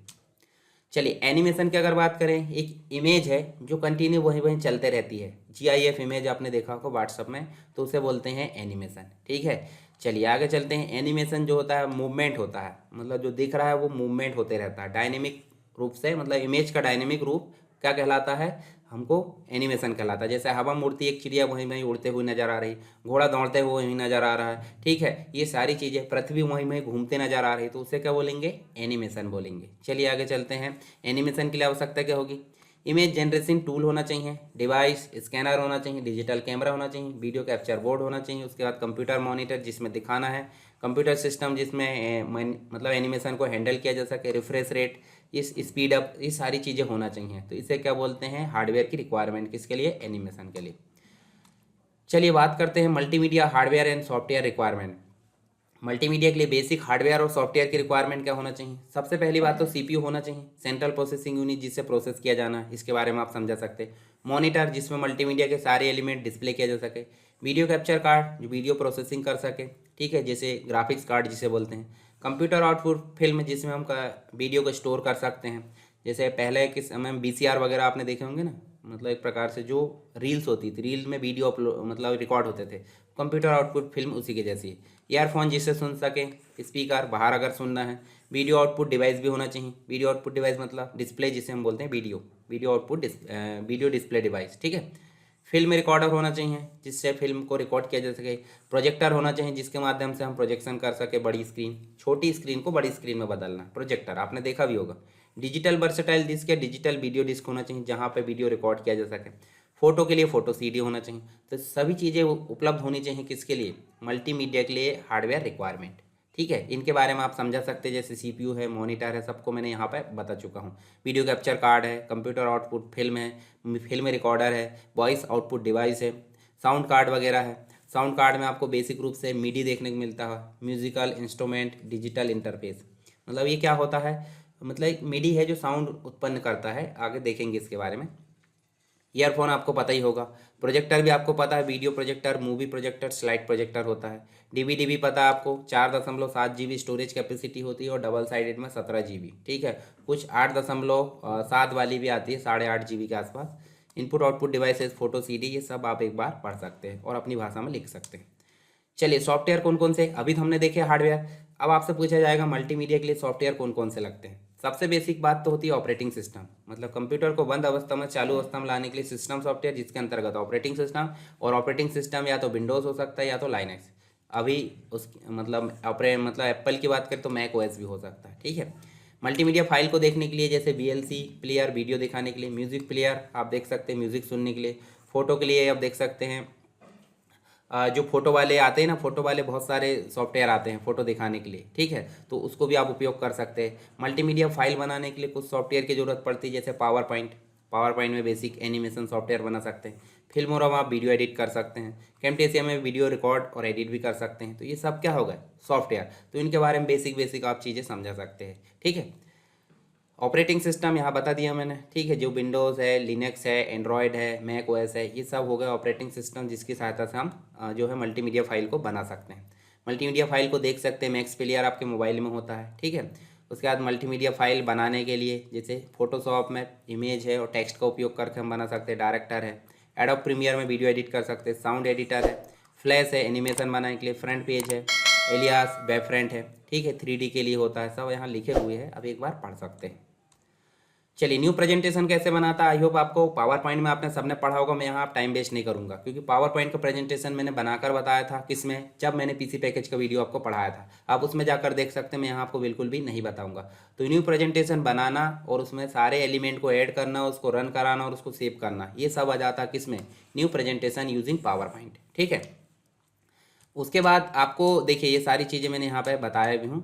आगे देखिए, how to create image in Photoshop. Photoshop का उपयोग करके एक इमेज बनाना जरूर बताऊंगा क्योंकि आपने फोटोशॉप अभी नहीं पढ़ा, आपको सेकंड सेम में पढ़ने को मिलेगा। चलिए, सबसे पहले हम जो है फोटोशॉप को क्या करेंगे, ये देखिए फोटोशॉप हमारे पास 2020 है। इसको हम सिंपली क्या करेंगे, स्टार्ट बटन में गए, एडोब फोटोशॉप 2022। उसके बाद 7 भी हो सकता है। उसके बाद जितनी भी अपग्रेडेड है 2023 तक आ गया है, यानी 2023 तक आ गया है। यहाँ हम जाएंगे क्रिएट में, कहाँ जाएंगे, क्रिएट में, या फिर फाइल मेनू में जाओ, न्यू पे जाओ, कंट्रोल+N करके, ये देखिए न्यू का डायलॉग बॉक्स आ गया। यहाँ पे बहुत सारे साइज़ दी हैं प्री सेट। तो यहाँ हम फोटो में जाएंगे और फोटो में जाकर एक साइज़ सेलेक्ट करेंगे, देखिए 6x4 इंच 300 DPI के साथ में, उसकी कुछ मेजरमेंट यहाँ पे दिया हुआ है। चाहे तो आप एडिट कर सकते हैं और या क्रिएट कर सकते हो, ठीक है। अब यहाँ देखिए आप ध्यान से, इमेज तो हमने क्रिएट कर ली न्यू। अब इमेज क्रिएट करने के लिए आपको जो डायलॉग बॉक्स आया तो उसको आप समझा सकते हो, साइज़ वगैरह, मेजरमेंट, सारी चीज़ें आपको दी है। आप यहाँ इमेज बनाए हो तो आप यहाँ कलर करोगे। जैसे मान लो मैं पेंट बकेट टूल की सहायता से एक कलर को लेता हूँ, चलिए मैं यहाँ पे लाइट कलर लेता हूँ ये, और यहाँ लाकर फिल कर देता हूँ, आ गया। उसके बाद इसमें कुछ शेप ला सकते हो, शेप जैसे इलिप्स ला रहे हैं हम, तो इलिप्स ला रहे हैं तो इसका कलर चेंज कर देते हैं। चलिए मान लो इसका कलर मैं कर देता हूँ ब्लैक, और ब्लैक करने के बाद इसको जो मैं इस प्रकार से ड्रॉ कर लेता हूँ, ये देखिए, ठीक है। इसमें हम लाना चाहते हैं टेक्स्ट, तो टेक्स्ट लाना चाहते हैं, टेक्स्ट को इस प्रकार ड्रॉ कर सकते हैं। जैसे यहाँ देखिए, चलिए मैं इसको सिंपल क्या करता हूँ, क्लिक कर देता हूँ, क्लिक करके मैं यहाँ कर देता हूँ SSW, और इस मूव टूल से उठाकर हम जो है इसको यहाँ ले आते हैं, कंट्रोल+T के माध्यम से क्या कर लेते हैं, इसको बड़ा कर लेते हैं। अब देखिए ये इसमें जितना काम करो उतना ही काम है। हमको सिर्फ पूछा गया था न्यू इमेज बनाना, किसमें, फोटोशॉप की सहायता से। इतना क्रिएट करें और इफेक्ट डाल सकते, जब हम फोटोशॉप पढ़ेंगे तो वहाँ विस्तार से पढ़ लेंगे। अब फाइल में जाना है, सेव करना है। सेव करोगे आप तो सेव करने के बाद आपको एक नाम दिखेगा डायलॉग बॉक्स में, और उसके बाद उसके एक्सटेंशन देखेंगे इतने सारे, तो एक्सटेंशन भी हम पढ़ेंगे अभी। तो यहाँ पे आप नाम दे सकते हैं, एक्सटेंशन आप चाहे तो .psd, यानी फोटोशॉप का एक्सटेंशन होता है फोटोशॉप डॉक्यूमेंट, या तो फिर JPG, जो आप कैमरे से पिक्चर खींचते हो वो JPG फॉर्म में होती है, तो JPG में भी आप इसको सेव कर सकते। सेव जैसे करोगे तो आप जो है यहाँ पे देखिए JPG की कुछ क्वालिटी आ गई है, मैक्सिमम 12 रहती है, मिनिमम 2 या 0 बोल सकते हैं। तो ये जो है आपका लार्ज फाइल और मैक्सिमम फाइल इस प्रकार से देखने को मिलता है, इसको आप सेव कर सकते हैं, ठीक है। तो ये हो गए हमारी न्यू इमेज बनाने के स्टेप्स। आई होप आपको समझ में आया होगा। आप इसको स्टेप बाय स्टेप लिख सकते हैं, जैसे कंट्रोल+N यहाँ लिखा हुआ है। उसके बाद देखिए डायलॉग बॉक्स हमने फोटोशॉप 7 का उपयोग करके यहाँ बताया है, मैंने अभी 2020 बताया हूँ। यहाँ देखिए न्यू, उसके बाद ये डायलॉग बॉक्स आया था, डायलॉग बॉक्स को आप समझा सकते हो। इसके बाद स्टेप बाय स्टेप इसमें जो भी चीज़ किया है वो लिख सकते हैं, और यहाँ न्यू इमेज बनकर तैयार है। इसमें आप जो भी कारस्तानी करना चाहते हैं, ठीक है, अपने अनुसार एडिटिंग, उसको सेव कर दो। अब फैमिली, फॉन्ट के फेस वगैरह क्या होते हैं, चलिए आप चलते हैं MS वर्ड में। फिर से बारी आ गई किसकी, MS वर्ड की। ये देखिए MS वर्ड हमारे पास में दिया है। अब देखिए फॉन्ट फैमिली का मतलब क्या होता है, जैसे इसको हमने सेलेक्ट करे, यहाँ से इसको मैं छोटा कर लेता हूँ, ये देखिए मैंने छोटा करा, और मैं यहाँ से इनको बड़ा कर लेता हूँ। देखिए अब यहाँ मैंने बड़ा करा ये, तो फॉन्ट की फैमिली का मतलब, जैसे मैं टाइम्स न्यू रोमन टाइप करता हूँ, टाइम्स न्यू रोमन। अब टाइम्स न्यू रोमन, या फिर मैं टाइप कर लेता हूँ एरियल, ठीक है। एरियल मैंने टाइप करा, तो एरियल जैसे मैंने ये टाइप करा, तो देखिए एरियल के अंतर्गत एरियल है, एरियल ब्लैक है, एरियल नैरो है, एरियल राउंडेड है। एरियल एक फॉन्ट फैमिली हो गई, पर अपने आप में जो है एरियल ब्लैक एक फॉन्ट फेस हो गया। जैसे यहाँ देखिए एरियल ब्लैक क्या हो गई, फॉन्ट फेस, और एरियल जो हो गई कंप्लीट फॉन्ट फैमिली। तो इस प्रकार से आप जो है इनमें फ़ॉन्ट बदल सकते हैं। उसके बाद देखिए स्ट्राइक करना है, उसके बाद अंडरलाइन करना है, उनके गैप को बढ़ाना है। जैसे आप यहाँ फ़ॉन्ट में गए होंगे तो ये सारे काम मैंने बताया आपको एडवांस में, हॉरिजॉन्टल स्पेसिंग सब चीज़ें हमने करे हैं। तो ये चीज़ तो आपको पढ़ाने की ज़रूरत नहीं है। देखिए इटैलिक है, अंडरलाइन है, स्ट्राइक थ्रो है, ये सब हमने करे हैं। डायमेंशन है, कितना बड़ा कर सकते हैं आप, कितना छोटा, उसको सुपर स्क्रिप्ट करना, सब स्क्रिप्ट करना, ये सब काम होते हैं डायमेंशन के अंतर्गत। चलिए आगे चलें। यहाँ देखिए बड़ा करना, छोटा करना है, देखिए लाइन के ऊपर रहना, लाइन के नीचे रहना, ये सब काम होते हैं एसेंटेड और डिसेंडर के अंतर्गत। उसके बाद है देखिए ये जो वर्ड है इसके हर एक जो कैरेक्टर है उनके एक दूसरे से दूर जाने, इसको बोलते हैं ट्रैकिंग। ट्रैकिंग मतलब उसको फैलाना। और एक होती है स्पेसिंग, मतलब हॉरिजॉन्टल स्पेस। हॉरिजॉन्टल स्पेस में फ़ॉन्ट के साइज़ जो है उतने रहेंगे, गैप भी उतने रहेगा, पर फ़ॉन्ट खींचा हुआ जाएगा। जैसे किसी को रहना खींच देते बिल्कुल, पन्ना जाता है, एक पॉलीथीन होती है अपन खींचते हैं, ठीक है, तो उस हिसाब से जो फ़ॉन्ट को भी हम खींच देते हैं, horizontal space. Mono space font professionally, ये देखिए ऑर्नामेंट, कोई डिज़ाइन वाले फॉन्ट इस प्रकार देना है तो इस प्रकार की स्थिति में हम दे सकते हैं, इसको ऑर्नामेंटल फॉन्ट बोलते हैं। फिर डिंग वेट फॉन्ट होते हैं जो सिंबॉलिक फॉर्म में आते हैं, जो हमारे एम एस वर्ड में भी होते हैं, बिंगडिंग्स के नाम से रहते हैं, तो उनको आप उपयोग कर सकते हैं। फ़ॉन्ट के साइज़ आपको पता है मिनिमम 8 से लेकर 72 तक देखने को मिलता है, परंतु हम जो है 1534 या 36 या 38 तक बढ़ा सकते हैं। कहाँ तक बढ़ा सकते हैं आप देखना जरा एम एस वर्ड में जाकर, 1538, ठीक है, या फिर 1638, ठीक है, इनमें से क्या आंसर है आप देखिए ध्यान से। फ़ॉन्ट की स्केलिंग, फैलाना और कम करना, ठीक है। स्केलिंग मतलब हॉरिजॉन्टल स्पेस। ट्रैकिंग बताया था मैंने अभी, एक कैरेक्टर की दूसरे कैरेक्टर से दूरी। लीडिंग होती है एक लाइन से दूसरे लाइन के बीच की दूरी, ये सब हमने लाइन स्पेस में पढ़े। चलिए अब बात करते हैं किसकी, आरटीएफ की, और पढ़ते हैं एचटीएमएल की। आपको पूछ लिया जाएगा आरटीएफ और एचटीएमएल में दोनों में अंतर बताइए, और आरटीएफ और एचटीएमएल क्या होता है। तो हम नॉर्मली वर्डपैड ओपन करते हैं। देखिए हमारे कंप्यूटर में वर्डपैड होता है, और वर्डपैड में हम जो है कोई भी फाइल बनाते हैं। चलिए मान लो ये मैं कॉपी करता हूँ और कॉपी करके यहाँ पेस्ट कर देते हैं, ठीक है। अब ये जो फाइल है, फाइल में जाकर हम सेव करेंगे, तो यहाँ देखिए आपको फाइल का नाम तो आप दे सकते हैं, पर फाइल का जो एक्सटेंशन है rich text format. Rich text format का मतलब आरटीएफ, यानी कि जब हम कोई बेसिक नोटपैड तो नहीं, हम बेसिक टेक्स्ट एडिटर का उपयोग करके कोई फाइल बनाते हैं, तो वो हमारी होती है आरटीएफ। आरटीएफ में आप बेसिक टेक्स्ट है, ग्राफिक्स है, बहुत सारी चीज़ें आप उसमें सम्मिलित कर सकते हो, ठीक है। पर यदि हमको यही काम करना है एचटीएमएल के साथ में, तो एचटीएमएल क्या है, रिच टेक्स्ट फॉर्मेट इसका हो गया। एचटीएमएल मतलब हो गया हाइपर टेक्स्ट मार्कअप लैंग्वेज, यानी कि अगर हमको वेब पेज तैयार करना है, क्या तैयार करना है, वेब पेज, तो वेब पेज तैयार करने वाली भाषा को हम बोलेंगे HTML, hyper text markup language.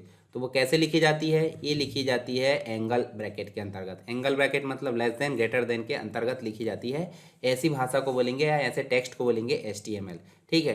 तो जैसे एचटीएमएल टेक्स्ट का उदाहरण और दूं मैं, जैसे यहाँ मेरे पास कुछ टेक्स्ट एडिटर है क्या, ठीक है, चलिए मैं आपको यहाँ सर्च करके बताता हूँ। सर्च करके जैसे यहाँ देखिए एचटीएमएल कोड, ठीक है, यहाँ देखिए एचटीएमएल कोड इस प्रकार का होता है। जैसे एचटीएमएल ये लिखे हमने, देखिए ये एंगल ब्रैकेट में। और आरटीएफ जो होता है, आरटीएफ की अगर बात करूँ तो आरटीएफ नॉर्मल, जैसे नॉर्मल जो हमने टेक्स्ट लिखे थे वो हो गया आपका आरटीएफ। जैसे ये देखिए लिखे हैं, ये भी हो गया आपका आरटीएफ। तो दोनों में आपको अंतर समझ में आया, ठीक है। आरटीएफ बेसिक डॉक्यूमेंट, एचटीएमएल आपका वेब पेज वाला डॉक्यूमेंट, दोनों में अंतर। यहाँ पे आप जो है एक बार पढ़ लेना, आपको समझ में आ जाएगा सारी चीज़ें, ठीक है। जैसे आरटीएफ के कुछ वर्जन देख लेने आप, 1987 में आरटीएफ 1.0 आया था, फिर धीरे धीरे जो है आगे चलते गया, ठीक है। चलिए आगे चलें, आगे चलते हैं, हम देखते हैं एचटीएमएल के बारे में। तो एचटीएमएल का मतलब क्या होता है, प्लेन टेक्स्ट को हम बोलेंगे क्या, प्लेन टेक्स्ट को बोलेंगे आरटीएफ। प्लेन टेक्स्ट में लिखा जाता है, और प्लेन टेक्स्ट के साथ अगर एचटीएमएल टैग उपयोग कर लिए जाते हैं तो वो बन जाता है एचटीएमएल टेक्स्ट। क्या बन जाता है, एचटीएमएल टेक्स्ट। ले देखा हाइब्रिड, यानी कि एक से अधिक गुण वाला, जिसमें नॉर्मल टेक्स्ट तो रहता ही है, परंतु उसके साथ में आपका एचटीएमएल टैग भी रहते हैं। एचटीएमएल टैग से मतलब क्या होता है, जो कि एंगल ब्रैकेट में लिखे जाते हैं, जैसे H1 हेडिंग 1, H2 हेडिंग 2। ये सब आप जो है internet and web page designing के अंतर्गत जो सब्जेक्ट है आपका सेकंड सेम में, उसके अंतर्गत आप विस्तार से पढ़ेंगे एचटीएमएल। अभी आपको बेसिक बताया मैंने। चलिए ज़्यादा इसमें महारत हासिल नहीं करना, सिर्फ आप एक बार पढ़ लेना और आप एग्जाम में लिख सकते हैं। नेक्स्ट हम देखते हैं OLE।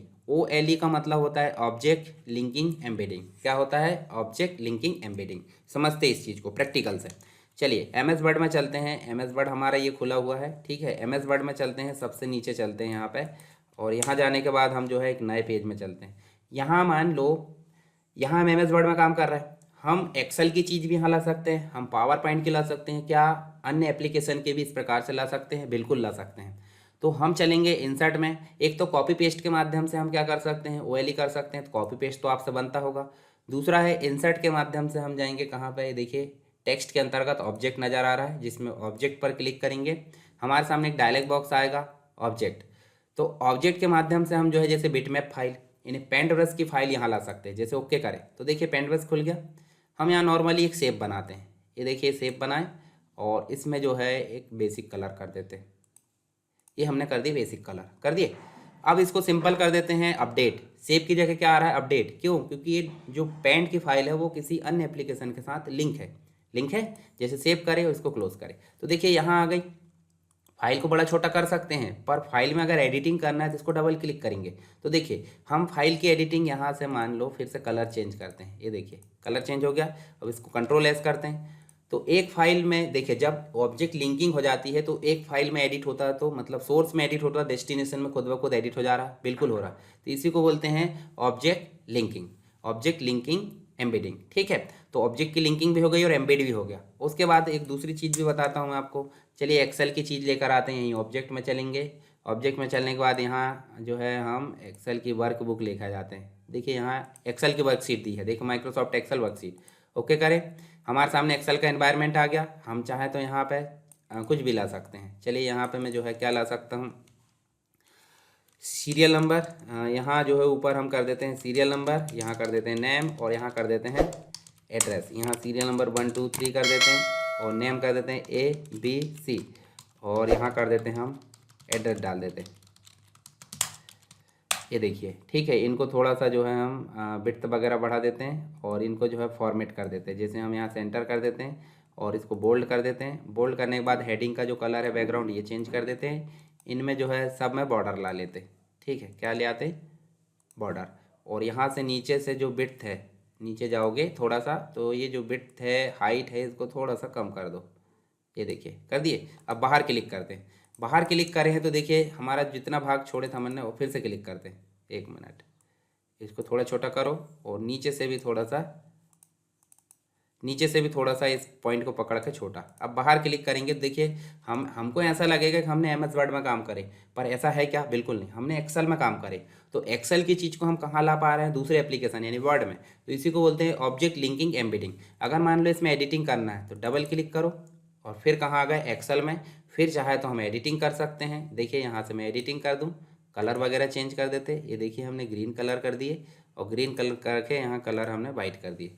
इसको फिर से कंट्रोल एस करें, कंट्रोल एस ना करके बाहर क्लिक करोगे तो भी ये काम हो जाएगा। तो इसका मतलब क्या है, सोर्स में एडिट, डेस्टिनेशन में खुद ब खुद एडिट हो जा रहा है। तो इसी को बोलते हैं ऑब्जेक्ट लिंकिंग एम्बेडिंग। आप देख सकते हैं, इसके बारे में एक बार पढ़ लीजिए। ठीक है, आपको समझ में आ जाएगा सारी चीज़ें। स्टेप्स भी हमने यहाँ पे देखे, कौन कौन से स्टेप्स है वो आपको बता दिया हम। अब बात करते हैं uses of text in multimedia. Text का उपयोग बताइए मल्टीमीडिया में, तो ये सेपरेट क्वेश्चन आ सकता है। टेक्स्ट क्या है वो मैं ऑलरेडी बता चुका हूँ। टेक्स्ट की बहुत सारी हमने चीज़ें देख ली, टेक्स्ट एडिटिंग देख लिए, सॉफ्टवेयर देख लिए। उसके बाद टेक्स्ट के फॉन्ट फेस, फैमिली, उसमें स्टाइलिंग करना है, उसमें एडिट, सारी चीज़ें हमने यहाँ पर देख ली। अब यूजेस मतलब मल्टीमीडिया की सबसे बेसिक इकाई क्या है, टेक्स्ट है। अगर मान लो हमने बहुत सारा वीडियो बना डाले, वीडियो चलो ठीक अपने आप में पूर्ण हो सकता है बिना टेक्स्ट दिखाए, बोल सकते हैं, बोल कर समझ सकते हैं। पर दूसरी चीज़, अगर आपने इमेज दिखाए और इमेज दिखा के आपने प्रस्तुत कर दी, सामने वाला समझने में थोड़ी प्रॉब्लम रखेगा कि नहीं। तो इमेज को समझाने के लिए हमने किसकी सहायता ली है, टेक्स्ट की। तो टेक्स्ट आपकी बेसिक इकाई है, यानी एक टाइटल है, मीनू है, कोई सॉफ्टवेयर की सहायता लें। तो अगर हम यहाँ वेबसाइट में भी चलते हैं, चलिए वेबसाइट में चलते हैं। एक वेबसाइट है हमारी, माखनलाल की वेबसाइट देखें ना, हम अन्य किसी की क्यों देखें। तो देखिए यहाँ पे आपको सिर्फ बेसिक अगर आपको ग्राफिक्स दे देते हैं तो अच्छा लगता है क्या, नहीं। यानी कि बिना टेक्स्ट के देखिए ये जो है आपको देखिए लोगो है, लोगो को समझाने के लिए ये पूरा टाइटल लिखा हुआ है। मीनूस के अंतर्गत आप देखोगे, देखिए टाइटल्स मतलब आपको जो है टेक्स्ट लिखी हुई है। यहाँ पे जो है आपको देखिए इमेज है, इमेज के पीछे भी आपको टेक्स्ट नज़र आ रहा है, यहाँ पे भी आपको टेक्स्ट है। तो बिना टेक्स्ट के कोई भी चीज़ें यहाँ पे काम नहीं करती। तो आप टेक्स्ट के बारे में जो है बेसिक चीज़ें लिख सकते हो, उसमें क्या क्या काम कर सकते हैं वो चीज़ें लिख दो एक बार। इसकी पूरी हिस्ट्री बता दो। ठीक है, फॉर्मेटेड टेक्स्ट होता है, RTF होता है, टेक्स्ट होता है, ये सारी चीज़ें आप देख सकते हैं, एक बार पढ़ लेना। तो क्या क्या उपयोग है, टाइटल देने के लिए टेक्स्ट उपयोग कर सकते हैं, मीनू बनाने के लिए टेक्स्ट उपयोग कर सकते हैं। अगर आपको बटन बनाना है तो बटन में भी आप ओके कैंसिल लिखोगे, टेक्स्ट है। डिस्प्ले ऐड दे रहा है तो भी टेक्स्ट है। बड़ी मात्रा में सूचना इन्फॉर्मेशन दे रहा है तो टेक्स्ट है। कुछ ऐसा जो स्पीच के साथ बताया जाता है, बोल रहे हैं हम, साथ साथ में टेक्स्ट चलता रहे साइड में, तो उसके लिए भी टेक्स्ट होता है। कुछ अन्य जो कि हमारे लिए महत्वपूर्ण हो, तो इन सभी जगह में आप टेक्स्ट दे सकते हो, अपनी भाषा में इनको आप समझा सकते हो। चलिए ग्राफिक्स की बात करते हैं। तो ग्राफिक टेक्स्ट हमारा हो गया। ग्राफिक्स मैंने बताया ऑलरेडी, कंप्यूटर के माध्यम से जब हम बनाते हैं, लाइन है, चार्ट है या फिर इमेज है, इनको क्या बोलेंगे? ग्राफिक्स। और कंप्यूटर की सहायता से बना रहा है, तो कंप्यूटर में भी दो प्रकार की ग्राफिक्स होती है, ठीक है। यहाँ देखिए हमको ग्राफिक्स दो प्रकार की देखने को मिलेगी, इंटरैक्टिव ग्राफिक्स देखने को मिलेगी और नॉन इंटरैक्टिव ग्राफिक्स। तो इंटरैक्टिव ग्राफिक्स का मतलब जिनमें हम अपने हिसाब से कुछ एडिटिंग, फॉर्मेटिंग कुछ भी कर सकते हैं, एडिट कर सकते हैं, काट छाट कर सकते हैं, तो वो होती है हमारी इंटरैक्टिव। नॉन इंटरैक्टिव का मतलब जिनमें हम सिर्फ देख सकते हैं, कुछ काम नहीं कर सकते। जैसे टीवी में आपको कुछ चीज़ें दिखाई दे रही है, इमेज वगैरह, वीडियो, तो उसको आप क्या कर सकते हो? उसको टच करके कुछ कर सकते हैं क्या? या उसको एडिट कर सकते हैं क्या? बिल्कुल नहीं कर सकते। तो इस प्रकार की चीज़ों को बोलेंगे नॉन इंटरैक्टिव। और इंटरैक्टिव मतलब जिसमें हमारा जो है इंटरेक्शन होता है। चलिए आगे चलें। देखिए स्क्रीन सेवर वगैरह हुआ, वेबसाइट के ऐप है, टीवी है। जैसे मान लो मैं यहाँ पे दिखाता हूँ, ये इमेज है। इस इमेज में अगर बदलाव करना चाहे तो कुछ होगा कि नहीं? एक इमेज से दूसरी इमेज में जा सकते हैं, पर उस पर्टिकुलर इमेज में बदलाव नहीं हो सकता। जैसे इस लोगो में बदलाव नहीं हो सकता, टीवी में हम कुछ चीज़ देख रहे हैं, बदलाव नहीं हो सकता, स्क्रीन सेवर में बदलाव नहीं हो सकता। तो ये सब चीज़ें क्या हो गई? नॉन मतलब जो है नॉन इंटरेक्टिव हो गई, ठीक है। इसके अलावा इंटरेक्टिव में आप देख सकते हैं, इंटरेक्टिव में टू वे कम्युनिकेशन होता है। अगर हम इमेज में कुछ काम करें तो वो उधर से बदलाव हमको दिखता है, ठीक है। तो टू वे कम्युनिकेशन होगा यानी कि इंटरेक्टिव, और वन वे कम्युनिकेशन होगा मतलब नॉन इंटरेक्टिव। चलिए दोनों में अंतर आप पढ़ लेना। यहाँ पे देखिए, यहाँ पे आप देख सकते हैं टू वे कम्युनिकेशन होता है और यहाँ पे वन वे कम्युनिकेशन होता है, ठीक है। इसमें इमेज पर पूरा कंट्रोल होता है और यहाँ पे इमेज पर कोई भी नियंत्रण नहीं होता, ठीक है। इंटरेक्शन की आवश्यकता यहाँ होती है और यहाँ पे नहीं होती। उसके बाद यहाँ देखिए प्रोग्राम में किया जाता है इसका उपयोग, और यहाँ पे जो है पूरी तरह से प्रोग्राम के द्वारा कंट्रोल किया जाता है, मतलब ये यूज़र के द्वारा कंट्रोल किया जाएगा। जैसे वीडियो है, वीडियो गेम्स है, मूवी है, ग्राफिक्स है, इनमें हम जो है इंटरेक्शन कर सकते हैं। पर अगर टीवी की बात करें, टाइटल है, स्क्रीन सेवर, इनमें हम इंटरेक्शन नहीं कर सकते। कुछ इंपॉर्टेंस देख लीजिए, इनको आप पढ़ लेना एक बार, ये आपको बताने की ज़रूरत नहीं है। जैसे ग्राफिक्स है, ग्राफिक्स क्या है, ठीक है। इंटरेक्टिव, नॉन इंटरेक्टिव समझाइए, उसके इंपॉर्टेंस को समझाइए, तो आप एक बार इसको पढ़ लेना। जैसे हम देख सकते हैं यहाँ देखिए बहुत सारे मतलब मल्टीमीडिया में इमेज है, बैकग्राउंड है, बटन है, चार्ट है, फ्लो चार्ट है, ऑर्गेनाइजेशन चार्ट है। इन सभी का उपयोग करके हम ग्राफिक्स का उपयोग करते हैं। जैसे मैं MS वर्ड में ले चलूँ तो यहाँ देखिए, आपको देखिए इमेज उपयोग कर सकते हैं आप, शेप उपयोग कर सकते हो, आइकॉन उपयोग कर सकते हैं, 3D मॉडल उपयोग कर सकते हैं, स्मार्ट आर्ट है, चार्ट है, स्क्रीनशॉट, इन सभी का उपयोग करके आप जो है कंप्यूटर ग्राफिक्स यानी मल्टीमीडिया में इन सभी चीज़ों का उपयोग करके आप जो है ग्राफिक्स की सहायता से अच्छा प्रेजेंटेशन या फिर अच्छी मल्टीमीडिया के रूप में आप उपयोग कर सकते हो। उसके बाद ग्राफिक्स हमारे दैनिक जीवन की अगर बात करें तो वेब डिज़ाइनिंग अगर कर रहे हैं तो वहाँ मल्टीमीडिया में आपको क्या ज़रूरत पड़ेगी? ग्राफिक्स की। एजुकेशन में आपको इमेजेस देखना पड़ता है, डायग्राम्स वगैरह।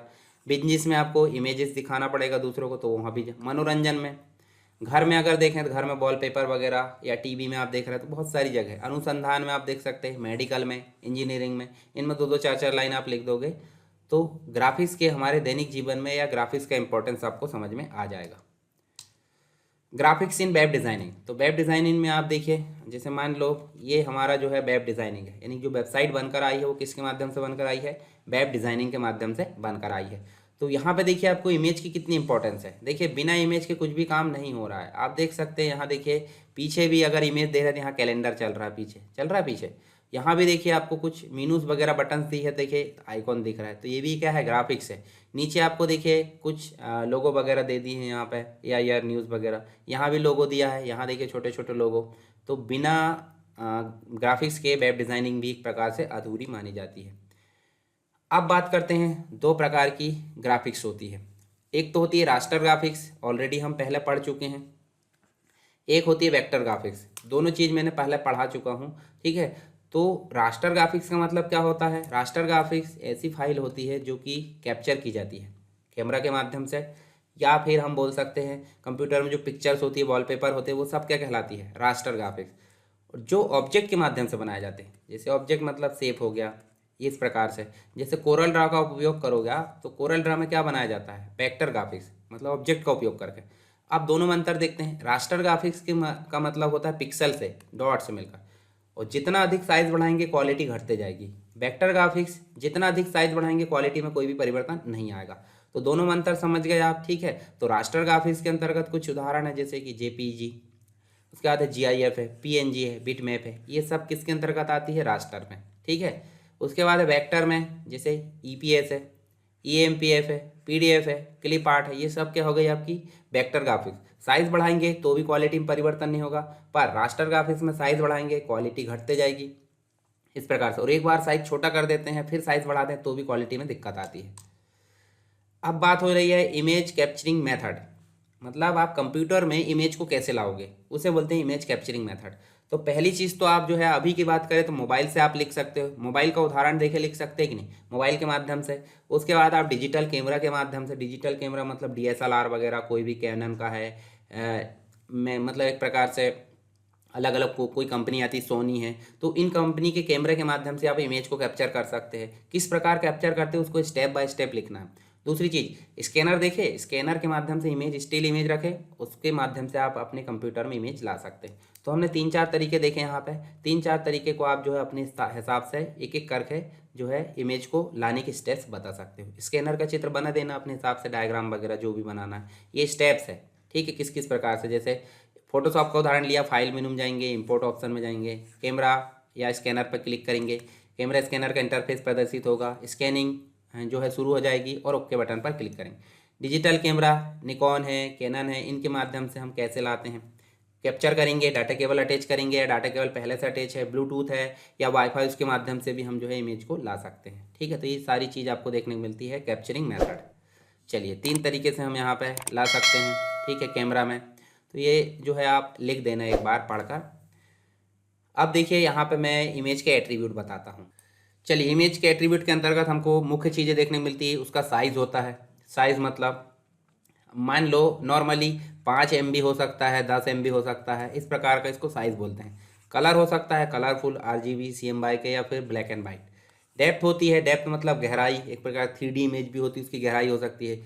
इमेज का रेजोल्यूशन होता है 300 DPI होता है, यानी कि डॉट पर इंच, 300 डॉट पर इंच, इस प्रकार से। तो ये तीनों चीज़ें जो होती है एट्रीब्यूट होती है, आप एक बार इसको पढ़ लेना, आपको समझ में आ जाएगा। इमेज के फाइल फॉर्मेट में बता देता हूँ आपको। इमेज के फाइल फॉर्मेट के अंतर्गत आप देखिए यहाँ पे .bmp होता है, बिटमैप इमेज, EPS होता है इनकैप्सुलेटेड, GIF होता है, JPG होता है, पिक्ट होता है, PNG होता है, PSD फोटोशॉप की इमेज, TIF होता है। कुछ टेक्स्ट फाइल के इमेज भी होते हैं, ASC होता है, DOC होता है, DOCX होता है, MSG होता है, TXT होता है, WPD होता है और WPS। यानी कि सबसे पहले डॉट लगाना जरूरी, उसके बाद ही आप तीनों चीज़ें बोला करो। साउंड के बता देता हूँ मैं, देखिए आगे हम जो है साउंड के बारे में पढ़ेंगे, तो साउंड के आपको एक्सटेंशन पता होना चाहिए। AC होता है, AU होता है, मिड होता है, .MP3 ये सबसे ज़्यादा चलन में है, इसका उपयोग करके आप गाने वगैरह सुनते हो। .RA होता है, .SND होता है, .WMA होता है, .WAV ये रिकॉर्डिंग फाइल होती है विंडोज़ की। फिर वीडियो के होते हैं, वीडियो के AVI होता है, MPEG होता है, MOV होता है। इसके अलावा आपने .MP4 भी सुना होगा, MP4 में आप वीडियो देखते हो, ठीक है। उसके बाद प्रोग्राम फाइल, ये तो हमारी कंप्रेस फाइल होती है, ये जरूरी नहीं है यहाँ पे। चलिए आगे चलते हैं। इसके अलावा हम यहाँ पे देखें तो देखिए इनको आप एक बार पढ़ लेना, GIF, IMG, इन सब की डिटेल यहाँ पे लिखी हुई है, देखिए एक एक करके। GIF के बारे में पढ़ लेना, इमेज के बारे में ऐसा पूछ लिया जाए, ग्राफिक्स क्या है, ग्राफिक्स के फाइल एक्सटेंशन को समझाइए, फोटोशॉप के फाइल एक्सटेंशन, कुछ भी पूछ सकता है, फाइल एक्सटेंशन या फाइल के प्रकार आगे इमेज की, तो आप इन सबको समझा देना, ठीक है। चलिए इनको आप एक बार पढ़ लेना तो आपको जो है समझ में आ जाएगा।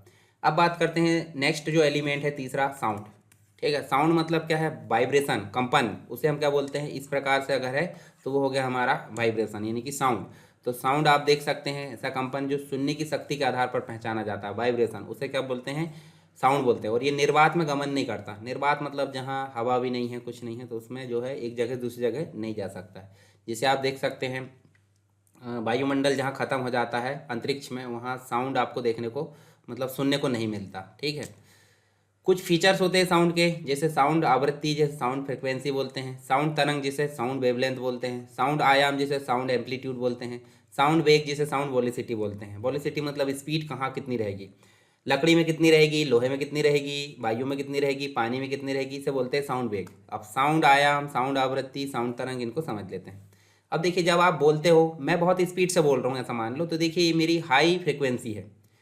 अब मैं धीरे धीरे बोलता हूँ, मैं आपको पढ़ा रहा हूँ।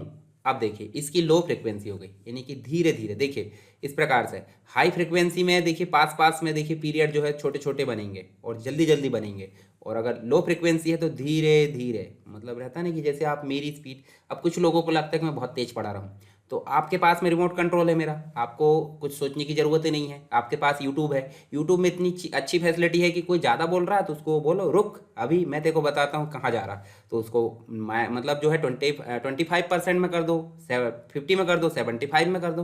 तो आपके पास है ना भैया रिमोट कंट्रोल, तो आप क्यों परेशान हो रहे हो? तो आप मुझे जो है स्लो भी कर सकते हो, आप मुझे फास्ट भी कर सकते हो, कोई दिक्कत थोड़ी है। अब अगर फिजिकली देखे आप मेरे पास आग बोलोगे तो मैं कंट्रोल आसानी से नहीं होऊंगा, पर आप यूट्यूब में मुझे कंट्रोल कर सकते हो, तो आप टेंशन नहीं लेना है। आप उसकी जो फ्रिक्वेंसी हाई कर सकते हो, उसकी फ्रिक्वेंसी लो कर सकते हो, यानी कि बोलने की स्पीड को कम कर सकते हो, बोलने की स्पीड को हाई कर सकते हो। तो इसे हम बोलते हैं साउंड फ्रिक्वेंसी। ठीक है, क्या बोलते हैं? Sound frequency. अब हमने देखे साउंड फ्रिक्वेंसी, साउंड तरंग दैर्घ्य, साउंड वेवलेंथ क्या होती है?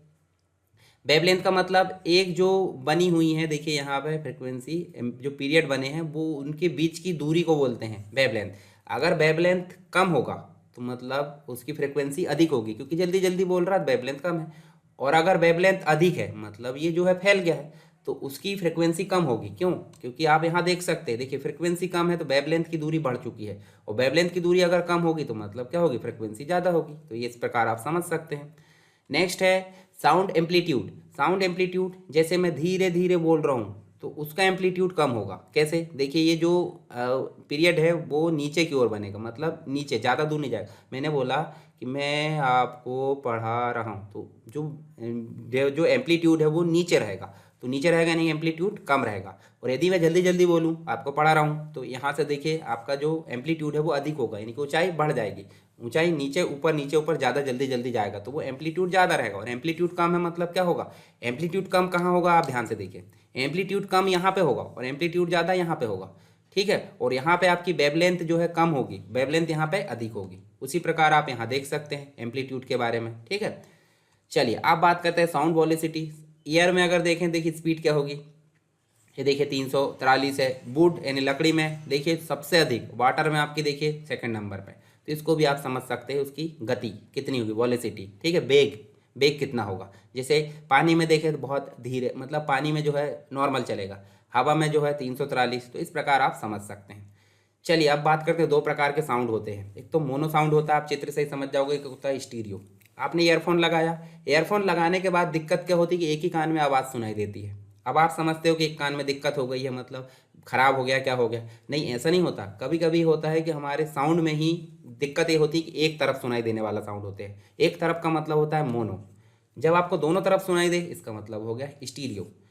अब ये मत समझने कि एक तरफ का ईयरफोन खराब हो गया तो आपको मोनो साउंड है। दिक्कत आपके ईयरफोन में है ना, साउंड में थोड़ी है, तो वहाँ दिक्कत नहीं होना चाहिए। पर ऐसा साउंड जो एक तरफ सुनाई देता हो उसे बोलते हैं मोनो, और ऐसा साउंड जो दोनों तरफ सुनाई देता हो उसे बोलते हैं स्टीरियो। जैसे इस व्यक्ति का जो साउंड है वो हो गया स्टीरियो साउंड, और इस व्यक्ति का जो साउंड है वो हो गया मोनो साउंड। क्यों? क्योंकि एक ही तरफ सुनाई दे रहा। ठीक है, तो इनके बारे में आप एक बार पढ़ लेना, आपको मैंने बता दिया हूँ। तो देखिए, 1 सिंगल चैनल आइडियो होता है मोनो साउंड में, 2 चैनल आइडियो होता है लेफ्ट और राइट स्टीरियो में। ठीक है, तो इनके बारे में अंतर है, अंतर आप एक बार पढ़ लेना, एग्जाम में पूछा जाता है मोनो और स्टीरियो में अंतर। ठीक है, चलिए अब चैनल होते हैं। आपने होम थिएटर घर में सुना होगा, घर में होम थिएटर होते हैं तो वो चैनल के हिसाब से ही होते हैं। कैसे? देखिए आपको बताता हूँ मैं। मोनो साउंड भी होते हैं, स्टीरियो भी होते हैं, वो तो हमने देख लिए। अब देखिए 2.1 साउंड चैनल का मतलब होता है, देखिए एक बेस होता है और 2 सब वूफर होते हैं। ये देखिए 2.1। 4.0 का मतलब होता है, देखिए 4 साउंड सिस्टम होते हैं। 4 साउंड सिस्टम मतलब सिंपल सी बात है, यहाँ वूफर ऊपर कुछ नहीं होता, चारों साउंड होते हैं, तो इसे बोलते हैं 4.0। इसके अलावा आप देख सकते हैं 5.1 रहता है, जिसमें कि आप देखिए एक बूफर होता है, मतलब और जो 5 है वो सब बूफर होते हैं। मतलब मेन बूफर जो होता है बेस निकालने का काम करता है, और बाकी चीज़ें साउंड वगैरह है जो सब बूफर करते हैं। तो इस प्रकार के साउंड को बोलते हैं 5.1। 7.1 होता है, तो देखिए एक मेन बूफर होता है, उसके साथ में देखिए आप देख सकते हैं 7 जो है आपको देखने को मिलेंगे छोटे छोटे। ठीक है, अब सबको साउंड पसंद होगा, होम थिएटर भी होगा, मतलब म्यूज़िक जो होता है, म्यूज़िक ऐसा नहीं है कि कौन सा म्यूज़िक, म्यूज़िक मतलब म्यूज़िक जिसको जो पसंद है, तो सारी टेंशन हमारी गायब हो जाती है म्यूज़िक से। ये चीज़ तो आपको पता होगी, ठीक है। मुझे भी म्यूज़िक बहुत पसंद है, ठीक। साउंड सिंथेसिस इन मल्टीमीडिया, तो देखिए एफएम आपका ने सुना होगा, फ्रिक्वेंसी मॉड्यूलेशन, उसके बारे में पढ़ना। वेवलेंथ, वेवलेंथ मतलब कोई सॉफ्टवेयर का प्रयोग करके। तो एफएम आप देख सकते हैं सॉफ्टवेयर का प्रयोग करके वेवलेंथ, वेव होती है, वेव टेबल सिंथेसिस। और एफएम आप समझ सकते होंगे, फ्रिक्वेंसी मॉड्यूलेशन 102 मेगाहर्ट्ज पर हम छिंदवाड़ा के आकाशवाणी केंद्र से बोल रहे हैं। इस प्रकार का साउंड आता है, आपको रेडियो सुनते होंगे, हालांकि बहुत कम लोग सुनते हैं, पर सुनना चाहिए, अच्छी अच्छी चीज़ें आती है उसमें भी, ठीक है। तो फ्रिक्वेंसी मॉड्यूलेशन इसका प्रयोग करके हम देख सकते हैं एफएम। तो इसे सिंथेसिस कार्ड का प्रयोग करके जो है एफएम सिंथेसिस इसको बोला जाता है। आप इसके बारे में एक बार पढ़ लीजिए। ऐसा आप देखिए यहाँ पे इस प्रकार का डायग्राम बना सकते हैं। फिर वेब टेबल होता है, देखिए बिल्ट इन जो है सैंपल, साउंड सैंपल होते हैं, ओरिजिनल म्यूजिक उपकरणों से इसकी साउंड आती है, तो इसके बारे में भी एक बार पढ़ लेना। जैसे यहाँ आप देख सकते हैं डिजिटाइजेशन ऑफ साउंड। डिजिटाइजेशन का मतलब क्या होता है, हम जो बोल रहे हैं वो एनालॉग है, पर साउंड कार्ड के माध्यम से या फिर एनालॉग से डिजिटल जो कन्वर्टर है वो हमको क्या कर देता है, हमारे साउंड को डिजिटल में कन्वर्ट कर देता है, उसी को बोलते हैं डिजिटाइजेशन ऑफ साउंड। तो इसके बारे में एक बार पढ़ लेना। जैसे एनालॉग सिग्नल आप देख सकते हैं, ये देखिए इस प्रकार से, और डिजिटल सिग्नल आप इस प्रकार से देख सकते हैं, बॉक्स बॉक्स में 0 1 के माध्यम से चलेंगे और इस सिग्नल्स के माध्यम से चलेंगे, ठीक है। तो इनके बारे में भी आप एक बार जो है दोनों को समझ लेना, चाहे तो आप अंतर आ सकता है या कुछ भी पूछा जा सकता है इसके माध्यम से। आइडियो फाइल फॉर्मेट अभी मैंने बताया था आपको, मुख्य रूप से जो है आइडियो फाइल फॉर्मेट 3 कैटेगरी में डिवाइड की गई है। अनकम्प्रेस्ड, अनकम्प्रेस्ड का मतलब होता है ओरिजिनल क्वालिटी रॉ फॉर्मेट में, जिनकी साइज काफ़ी अधिक होती है। लूजली कंप्रेस्ड, नॉर्मल जो है कंप्रेस की जाती है, लूज लेस कंप्रेस्ड होती है।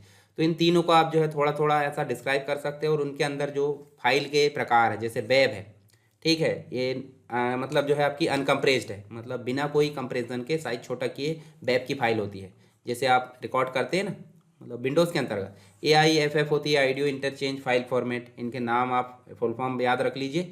दूसरी चीज़ आप इसके बारे में थोड़ा थोड़ा आपको पढ़ना है। दूसरी कंप्रेस के अंतर्गत आप देखिए MP3 आता है आपका नॉर्मल कंप्रेस्ड के अंतर्गत, ठीक है। इसके बाद आपका AA एडवांस आइडियो कोडिंग आती है, WMA आ जाता है, विंडोज़ मीडिया आइडियो हो जाता है। लूजलेस के अंतर्गत देखेंगे तो देखिए फ्लैग यानी कि फ्री लूजलेस आइडियो कोडेक आ जाता है।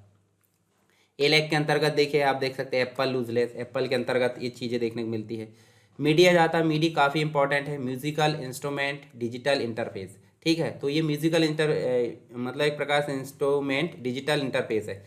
एक इंस्ट्रूमेंट होता है, डिवाइस होती है, जैसे आपको मैं यहाँ दिखाऊँ। पहले तो ये देखिए, हम देख सकते हैं मीडी देख लिए, RM AVI देख सकते हैं, ASP देख सकते हैं। तो इनके बारे में देखिए MP3 है, वेब है, इनको आप एक बार पढ़ लेना। मीडी की अगर बात करें तो मीडी में देखिए आप, ये देखिए यहाँ पे ये जो हारमोनियम टाइप की डिवाइस दिख रही है, केसियो जिन्हें बोलते हैं, शादी विवाह में आप देखे होंगे, तो इस प्रकार की चीज़ें आपको ज़्यादातर देखने को मिलती है। तो इससे हम जो है साउंड निकालेंगे। यहाँ एक कन्वर्टर है, ऑडियो इंटरफेस ऑडियो इन है, और कन्वर्टर के माध्यम से फिर साउंड में सुन लो आप, ठीक है, या फिर CPU में आप ले जा सकते हैं। तो इस प्रकार की जो चीज़ होती है वो कहलाती है मीडी साउंड निकालती है, ठीक है। मीडी इंस्ट्रूमेंट जो है आपका डिजिटल इंटरफेस, ठीक है। तो ये आप समझ गए होंगे, एक बार पढ़ लेना इसको। फिर है sound editing and mixing software के अंतर्गत ABS को समझाना है, ABS, और एक होता है साउंड फोर्स। अब साउंड एडिटिंग सॉफ्टवेयर के अंतर्गत आप डाउनलोड करके भी उपयोग कर सकते हैं। जैसे उपयोग देखते हैं, ABS साउंड एडिटिंग सॉफ्टवेयर, ठीक है। ABS साउंड एडिटर, इस प्रकार से आप जो है इसको क्लिक कर सकते हैं, और क्लिक करके जो है इसको, जैसे इसी की साइट है ABS for you, और इसको आप डाउनलोड कर सकते हैं। जैसे आप देखिए यहाँ पे विंडोज़ 11 है, 10 है, 8 है, 7, इसके लिए आप डाउनलोड कर सकते हैं। तो आपको इंटरफेस दिखा देता हूँ मैं, आप डाउनलोड करके इसके स्टेप्स भी लिख सकते हो, ठीक है। जैसे देखिए स्टेप्स है, यहाँ रिकॉर्डिंग की फैसिलिटी भी होती है, कोई अदर साउंड को आप इंपोर्ट करके उसमें एडिटिंग कर सकते हैं। एडिटिंग मतलब क्लिप काट देना, बीच में से दूसरी क्लिप को जोड़ देना, एक से अधिक गानों को मिक्स कर देना, ये सब काम हो सकते हैं किसमें, ABS ऑडियो एडिटर में, ठीक है। तो आप इसको डाउनलोड करके एडिट भी कर सकते हैं, मतलब उपयोग कर सकते हैं इंस्टॉल करके। एक होता है साउंड फोर्ज, जो कि आपको सेकंड सेम में चौथा सब्जेक्ट के अंतर्गत साउंड फोर्ज पढ़ने को मिलेगा। ये भी साउंड एडिटिंग सॉफ्टवेयर है, ठीक है। दोनों के बारे में यहाँ पे मैंने बता दिया हूँ, आप स्टेप्स एक बार पढ़ लेना, इंटरफेस, ठीक है, पढ़ना बस है।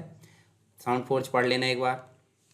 3D साउंड क्या होता है, सराउंडिंग साउंड, मतलब एक प्रकार से हमको लगता है कि हम जो है 3D मतलब इको प्रकार की चीज़ें ज़्यादा देखने को मिलती है, ठीक है। अब पढ़ लेते हैं वीडियो थोड़ा सा और फिर एनिमेशन और बाकी जो अन्य चीज़ें हमारी, ठीक है। इंपॉर्टेंट हम जो है बेसिक तौर पर देखते आ रहा है और आगे जो है हमको क्या देखने को मिलेगा उसी से रिलेटेड सारी चीज़ें। तो वीडियो मैंने बताया था स्टिल इमेज एक साथ मिलाकर जर्क फ्री मोशन कर देते हैं तो वो बन जाता है वीडियो। वीडियो मतलब होता है चलचित्र, ठीक है। तो ये तो आप समझ गए, इसके बारे में एक बार पढ़ लेना। वीडियो सिग्नल्स के कुछ प्रकार होते हैं जैसे component video, composite video, S video. मान लो आपके पास घर में टीवी है तो टीवी के पीछे आप जो है 3 कलर के जो पिन है वो अटैच करते होंगे डिश टीवी, ठीक है।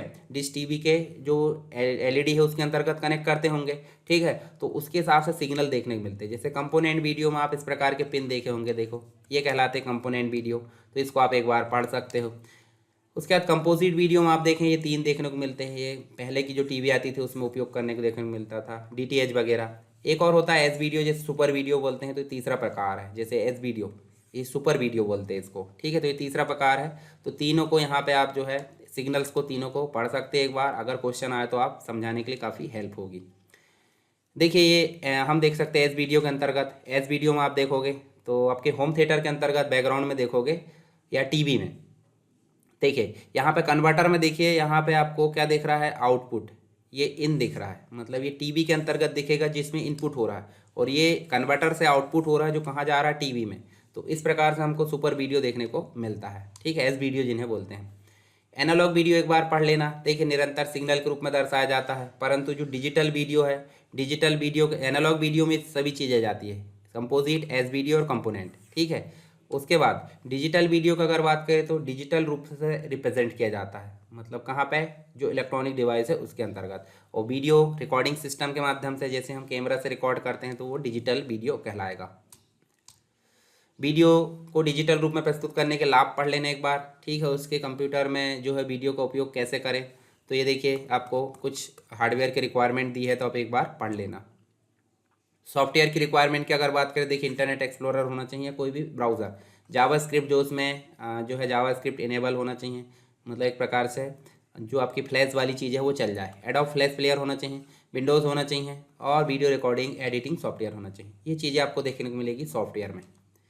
वीडियो स्टैंडर्ड, वीडियो स्टैंडर्ड 3 मिलते हैं। तो वीडियो स्टैंडर्ड NTSC के बारे में पढ़ लेना, जिसमें नेशनल टेलीविज़न सिस्टम कमेटी है, तो इसको आप एक बार पढ़ लेना, पढ़ना बस है। दूसरा इसके अंतर्गत कुछ चीज़ें और है, ये पढ़ लेना।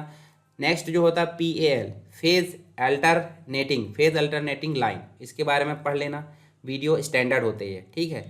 उसके बाद होता है SE कैम, सिक्वेंशियल कॉलर एवेक मेमोरी, ठीक है। सिक्वेंशियल कॉलर एवेक मेमोरी, ये जो है इसके बारे में भी आप एक बार पढ़ लेना। 3 हमने देखे, NTSC, PAL और ये SE कैम।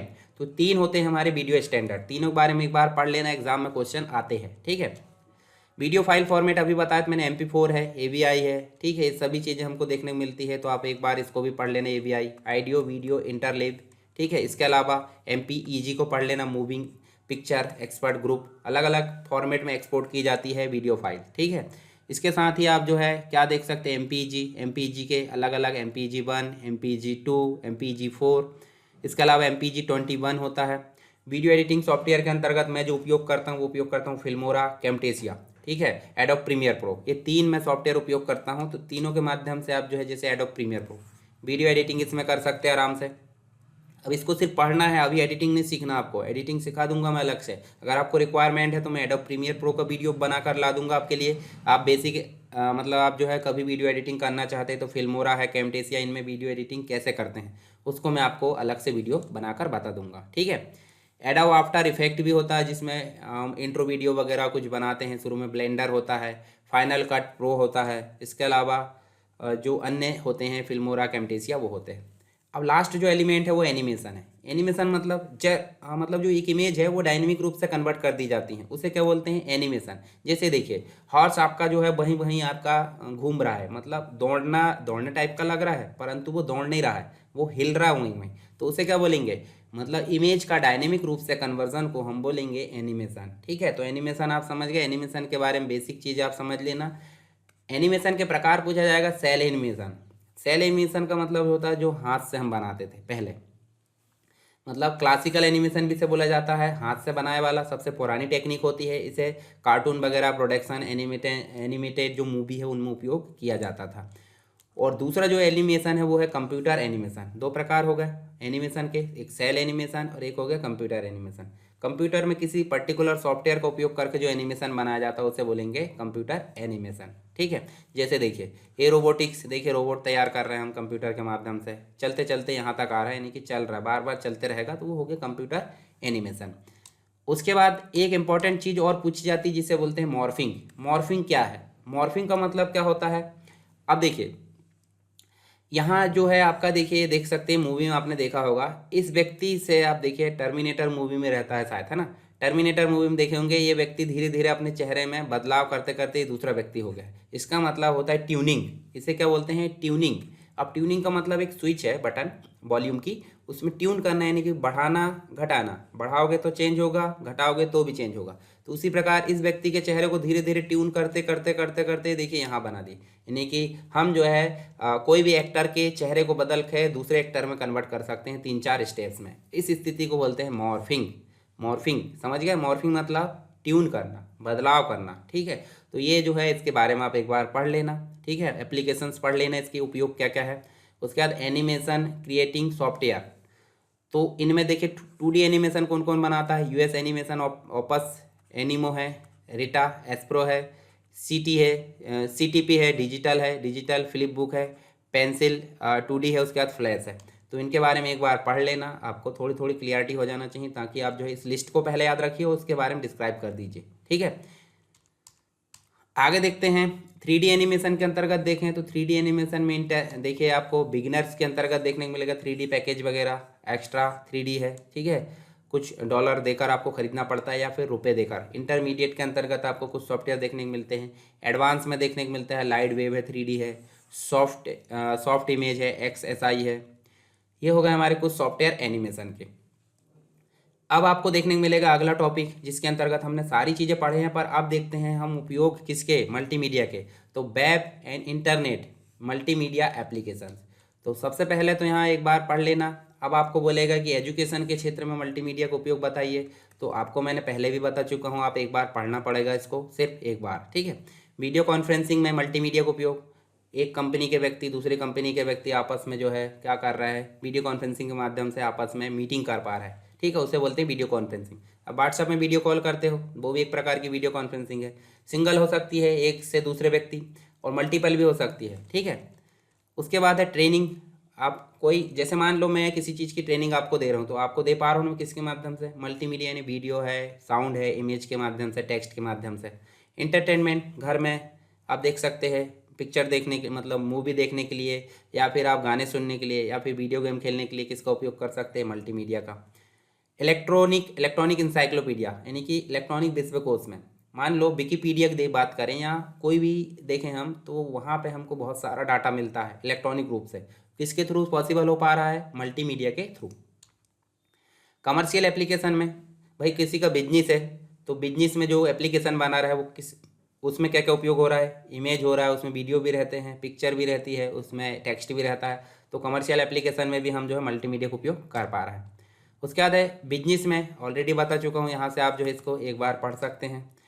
प्रेजेंटेशन देना किसी चीज़ का, तो भी मल्टीमीडिया का उपयोग हो रहा है, ठीक है। इसके अलावा फॉरेन लैंग्वेज, विदेशी लैंग्वेज सीखना, तो भी मल्टीमीडिया का उपयोग हम ले सकते हैं। फिल्म इंडस्ट्री में बिना मल्टीमीडिया कोई चीज़ें पॉसिबल है ही नहीं।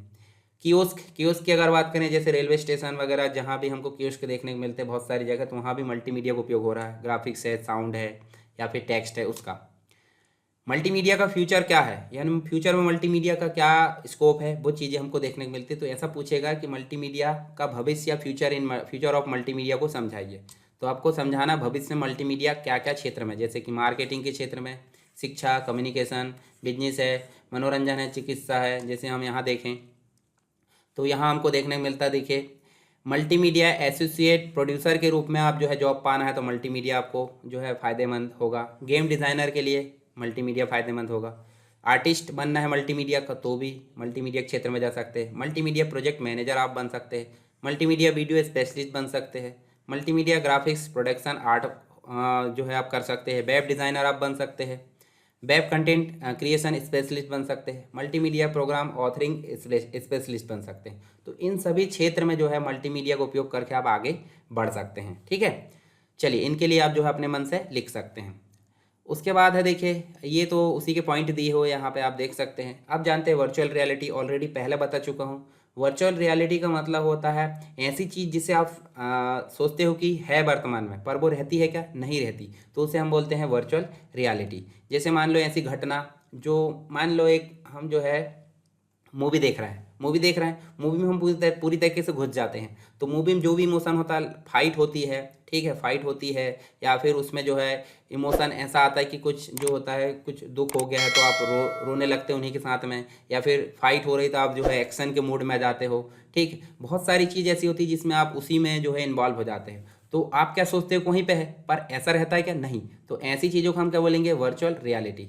या फिर हम ऐसा सोचते हैं कि अगर हम VR बॉक्स लगाए, सामने मोबाइल लगाया उसमें और ऐसा देख पा रहे हैं, तो हम ऐसा सोचते हैं उस पर्टिकुलर लोकेशन पे हम पहुंच गए हैं। तो पहुंचते हैं क्या, नहीं पहुंचते, नहीं पहुंचते, इसका मतलब है वर्चुअल रियलिटी, VR।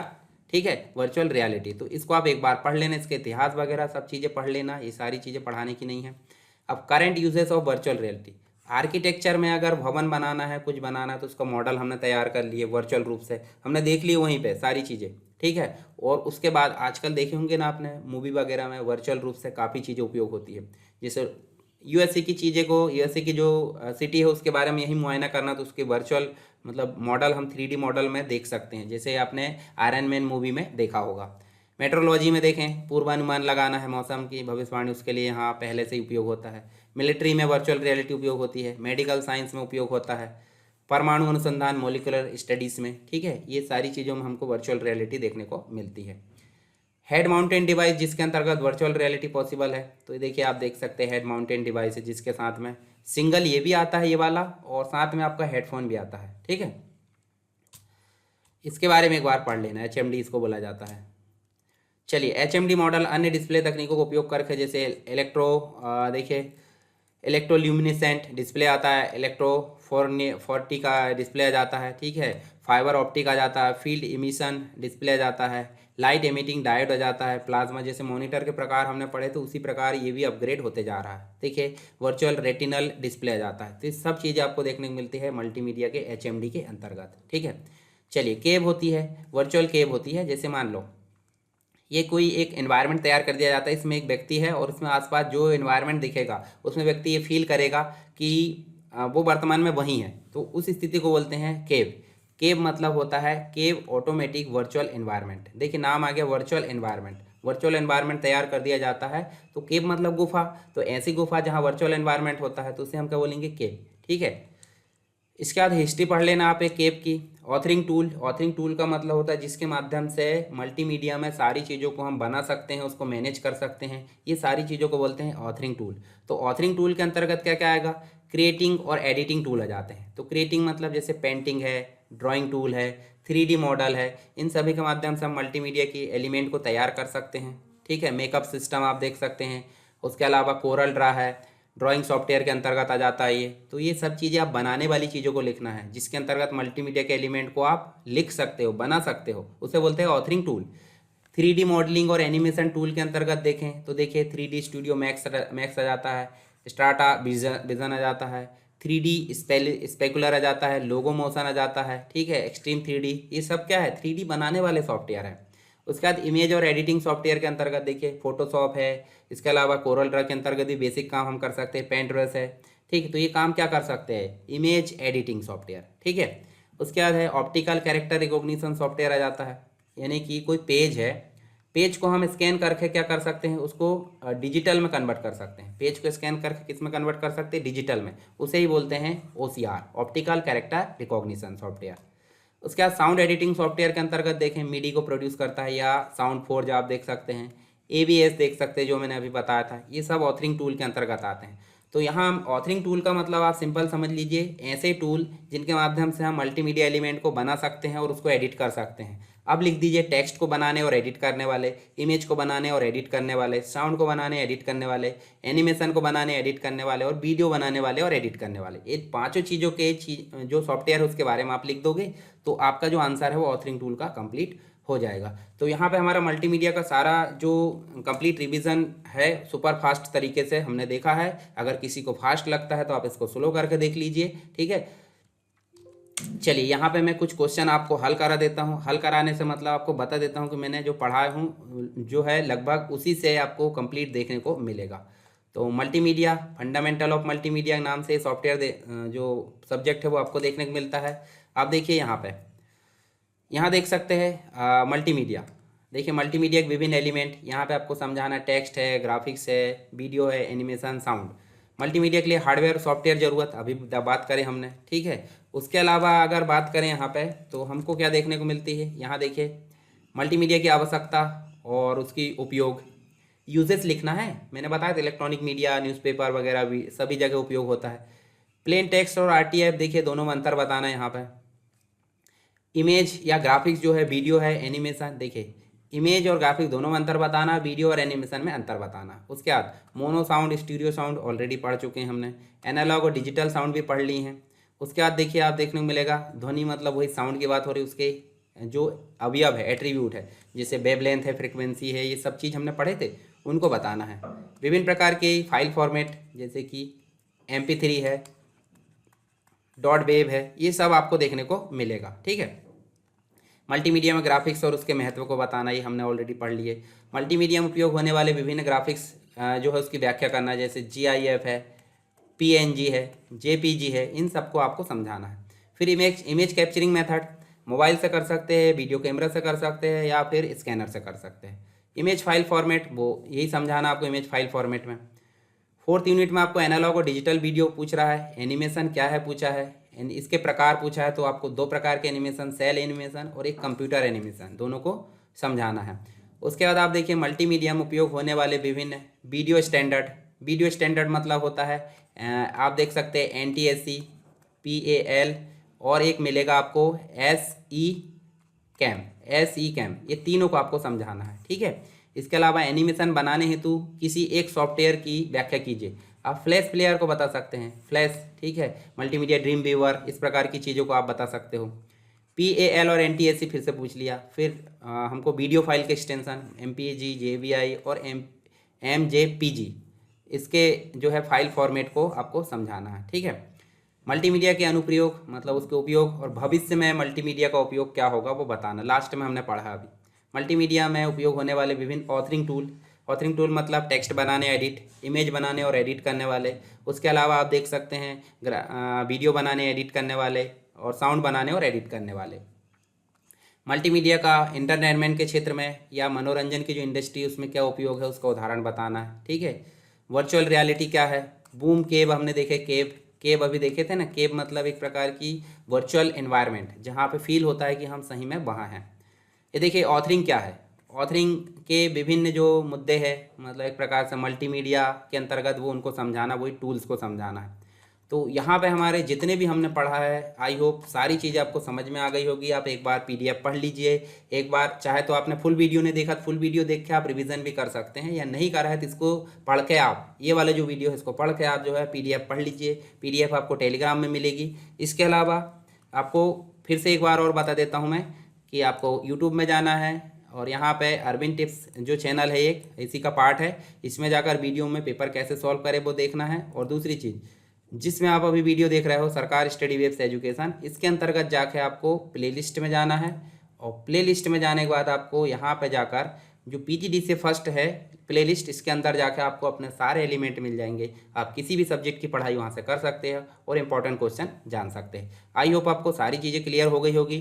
फिर भी अगर कोई डाउट है तो मैंने पहले जैसे कि शुरू में बोला था, जितने भी डाउट है आप मुझे बताइए कमेंट में, मैं उन सारे डाउट्स को कलेक्ट करके आपके लिए एक डाउट सेशन अलग से लेकर जाऊंगा, ताकि एग्जाम के पहले आपको किसी भी प्रकार का डाउट ना बचे, और मुझे भी संतुष्टि मिले और आपको भी संतुष्टि मिले। और अगर वीडियो अच्छा लगा है तो आप लाइक जरूर करें, शुरू में आते बराबर लाइक कर दिया करो जब भी आप वीडियो देखने आते हो, और वीडियो को शेयर जरूर किया करो, ठीक है। और सब्सक्राइब नहीं किया सब्सक्राइब भी कर लो, ताकि उससे क्या होगा, जितने भी नोटिफिकेशन आएंगे वो आपके पास तुरंत आते जाएंगे। तो चलिए दोस्तों, मिलते हैं नेक्स्ट इसी प्रकार से वीडियो में, तब तक के लिए जय हिंद।